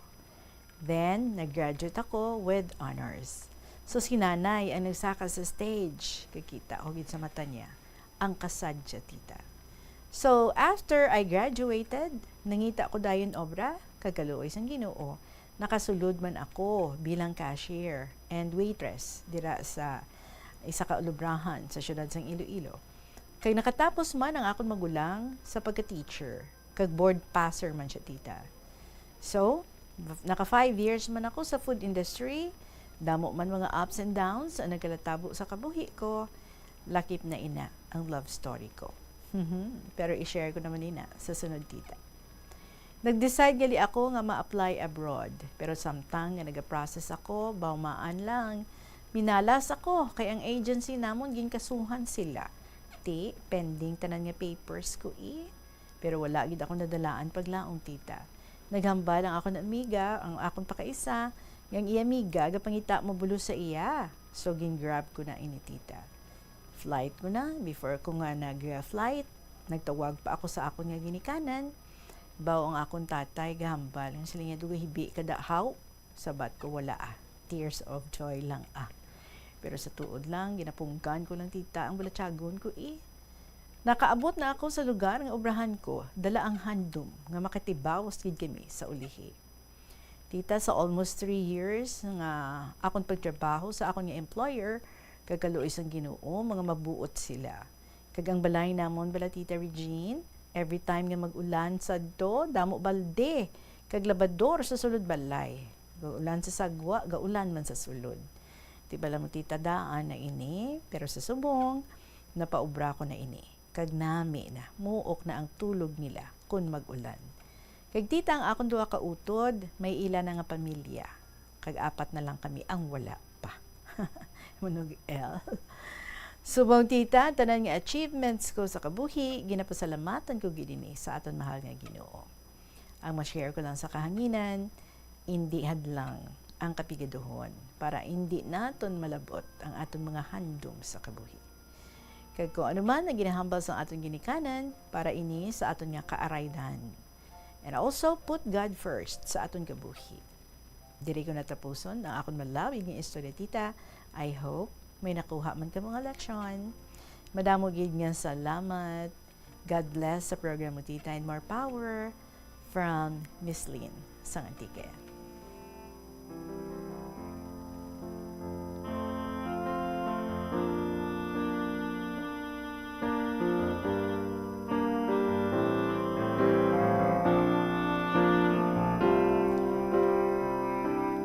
Basta nga nagabakas, kag remain focused sa kung ano ang ginadamgo, kag luyag nga buton sa kabuhi, kag ginadunganan, no? Sa pagpangamuyo every day. Nothing is impossible. Correct? So look at you. Kadamo na sa mga na-achieve mo, kadamo na sa napang-share mo nga mga blessings nga nagalabot sa imo kabuhi, kag ginaapid mo gidira ang imo nga pamilya, especially ang imong mga ginikanan. And so that's why, no? Ang inyo nga pagpalanggaanay is so strong. Kag amo gid ang nagabond sa inyo bilang isa ka family. So, keep making it strong. Make it stronger every day.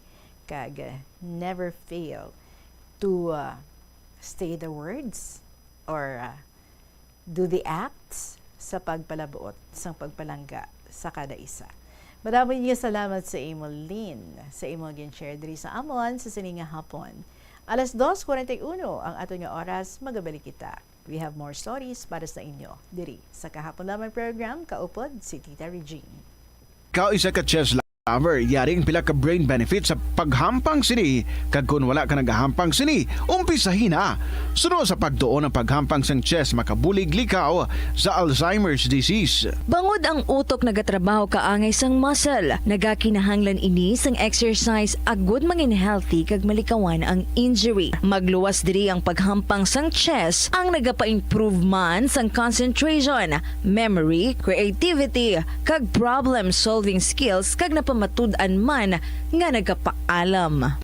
Naga-subscribe bala ikaw sa mga serbisyo nga wala mo man ginagamit? Halimbawa, ang balayran mo na bala para nga makalantaw ikaw sang movies, pero sa tuod lang, wala naman ikaw tiyempo nga maglantaw sini.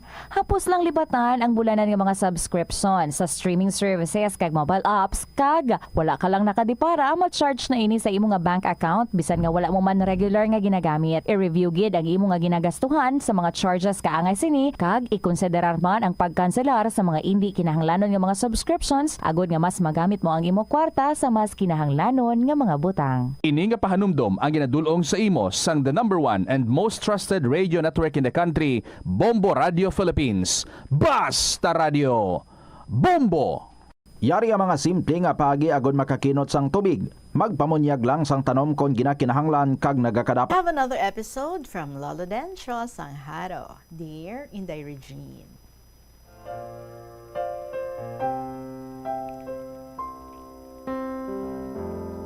Mayong hapon sa imo. Kag sa tanan nga matagpalamati sa sining programa kahapon lamang. Inday, ano ini ang mga balita sa TV, sa radyo, ang ining pagduging sang HIV. Ang gintunaan sini amo ang kapigaduhon sang pangabuhi. Gadamo ang lalaki nga manubo sang lupad, kag kadamo sang turista nga pangayaw. Halos mga buyog nga itom. Ang tawag ko sa ila, buyog nga itom, kay amo sini sila kabakas magsuyop sang duga, sang patola kag pipino. Inday, ginapaanggid ko sila sa buyog nga itom, kay nasaksihan ko gid ang pagsuyop sang buyog nga itom sa akon mga bulak. Igo nila bayaan pagkahapon, gakadagdag na. Ang nagapasuyop sang ila dugos, amo ang mga pigado, adik. Kaysa isa ka botelya nga beer, tapos presyohanay, kung maghilisugot, dalhon sa isa ka baratohon nga motel, kung hindi gani sa katigbawan sa balor nga 250 pesos. Kung dala service, 500 pesos. Ang ginatawag nga service, ang call boy, ang magamit sa bading. Diri nagasugod ang HIV. Inday kadamo sang pangayaw nga buyog nga itom. Ining turista nga Thai, Koreans, Americans, hindi mo mabalaan nga mga bading kay mga gwapo, maskulado, pero barat. Lolo Dencio ha, luya ko lang ihambal hindi matanan, yung mga turista nga halin sa mga lugar nga ini, agin pang mention mo, mga amosina. Okay?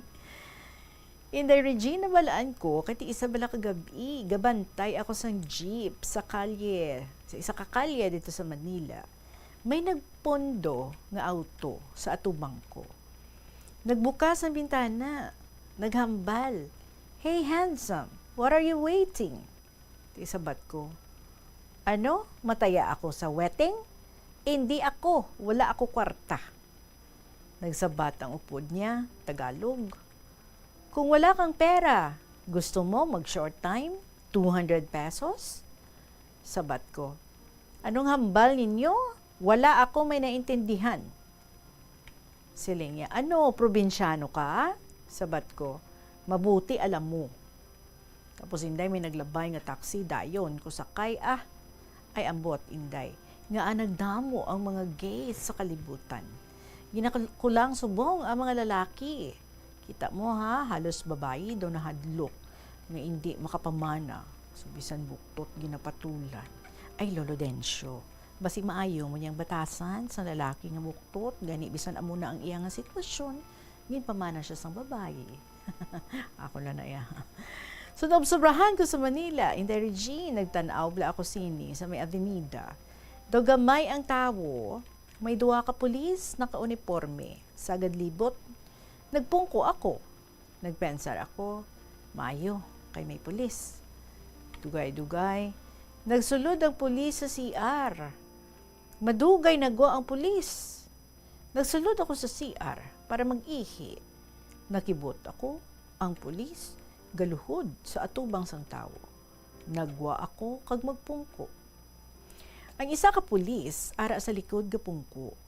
Nagwa ang pulis sa CR kag magtupad sa iya upod. Namangkot ang isa, balnya, malaki? Sabat sang isa ka pulis, hindi masyado. Magkanong bayad? Sabat sang upod nga pulis, 20 pesos. Nagtindog ang isa ka pulis, kag magsailo sa tupad ko. Dayon ko tindog, kag magwa. Sa pensar ko, ay, may pulis man gali nga bading. Inday, pati doktor, damo man mga amuna, pero lain sila, respetado, kag mabuot, kag hindi barahubal.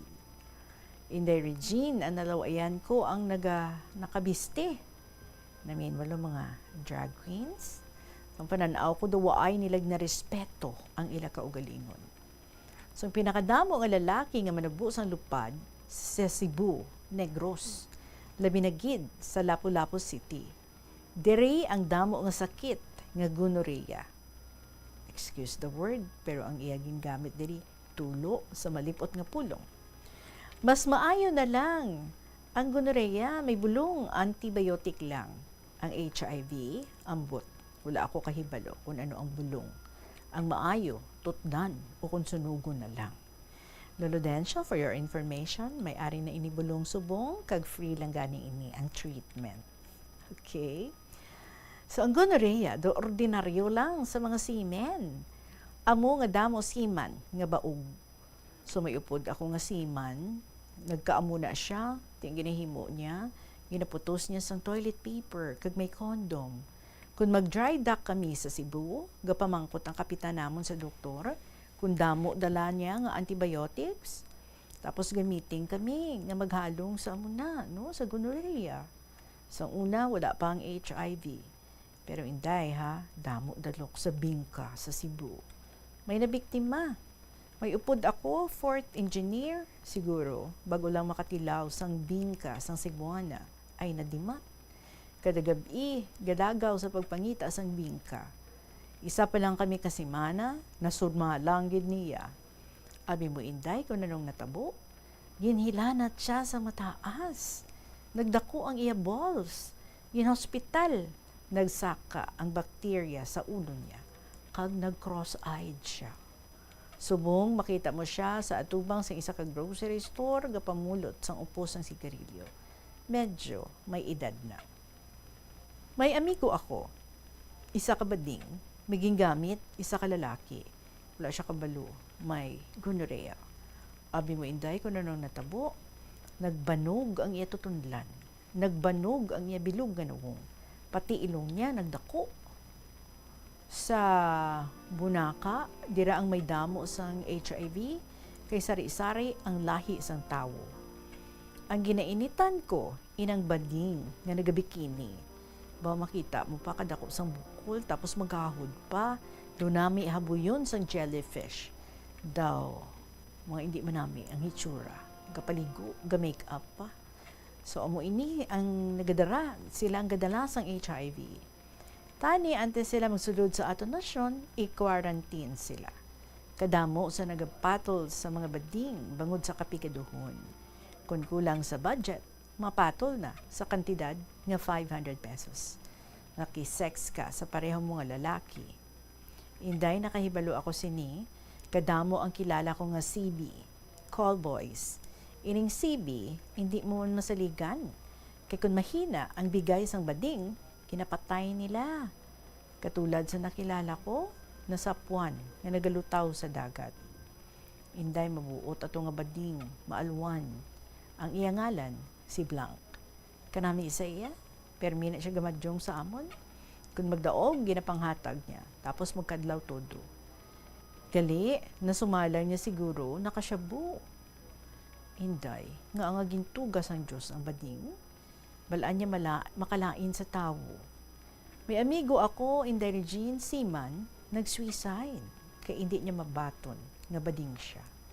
Nanugon gid ako, kay may rangko na siya. Tamaan ni siya kabuot, gahambal sa akon, nga may dako siya nga problema. Ginapamangkot ko, ano ina, sugiri ako, basi makabulig ako. Ang sabat sa akon, sa Diyos ko iniisugid. Sige, siling ko, buligan ko ikaw sa pagpangamuyo.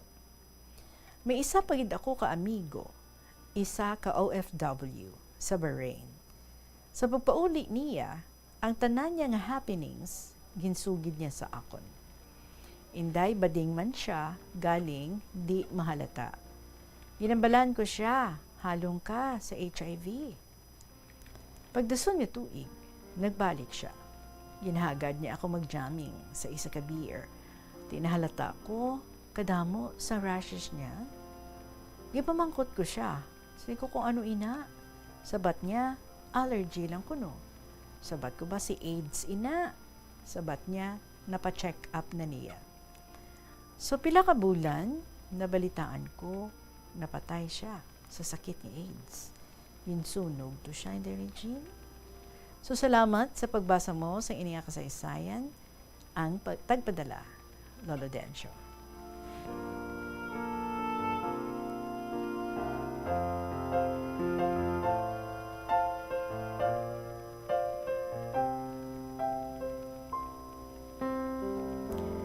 Lolo Dencio, medyo serious ha, ang imo gin-share sa aton sa sininga hapon, pero salamat gid sa imo gin pang-share diri kag sa imo sa pag-warn sa mga tawo nga naga-engage sa amo sininga buluhaton. Yes, ang kada aton choice or decision may konsekwensya gid na. So kabay nga makapahanumdum gid sang malawig sa ang mga nagahimo sang amo sini, no? But let us not forget, mga tao man ini, no? Ining mga ginamention mo diri nga mga bading, di pareho naton. May mga kinaiyaman nga balatyagon. So, let us not condemn nor judge, but rather, let us pray for them. Nga hindi sila mangin mahuyang, kag mangin abusive sa ila kaugalingon, pinaagi sa ilang mga sexual activities, so that nga mapalayo sila sa kapahamakan. As humans, kag sa mata sang Ginoo, we are perfect in our imperfections. Tanan kita. 54 minutes after 2 o'clock, Lolo Dencio, salamat kid sa imo gin-share ng istorya sa sininga hapon. Magapanumbalik ang KLP with Tita Regine pagkatapos ng pila kami importante nga mga pahibalo. Nagasala ka bala sa imo nga tulunan kag daw hindi ka makahibalo kung ano ang imo nga unahon? Kung magtuon ikaw, siguraduhang anay nga nakakaon ikaw sang maayo agud nga maka-function ang imo nga utok. Kung gusto mo ang snacks, siguraduhan man nga na-preparar na ini antes pa man ang imo study time.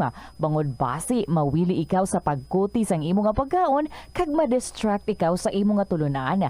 Siguraduhan man nga tapos na ang imo nga olobrahon sa sulod sang balay para nga makalikaw sa interruption kag para sigurado naman nga maka-relax ikaw kung matapos mo na ang pag-review. Ini nga pahanumdom ang ginadulong sa imo sang the #1 and most trusted radio network in the country, Bombo Radio Philippines. Basta Radio! Bombo! Iyari ang mga household level fire safety measures nga dapat tandaan agud makalikaw sa sunog sa balay. Hindi magbutang o kung magtipon sang flammable substance o kung chemical nga makatugas ang sunog sa kusina o kung sa sulod sang balay. Ipalayo man sa mga kabataan ang pospro kag lighters. Patya ang kalayo kag baga matapos ang pagluto sa kusina. Siguraduhon nga wala nagasungaw kag pirmi limpyuhan ang mga kerosene kag gas stoves. Tandaan, ang paglikaw sa sunog sa sulod sa balay, responsibilidad sang bilog nga pamilya. Ang kalibutan ginakabugusan sang 71% sang tubig o kun kadagatan.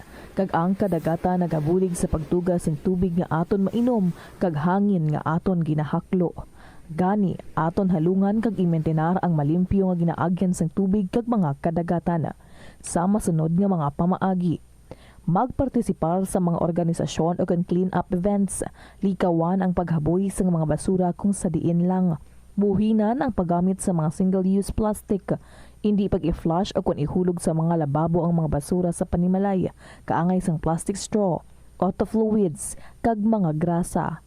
Kadagatan proteksyonan, kag limpyuhan. Ini nga pahanumdom ang ginadulong sa imo sang the #1 and most trusted radio network in the country, Bombo Radio Philippines. Basta Radio!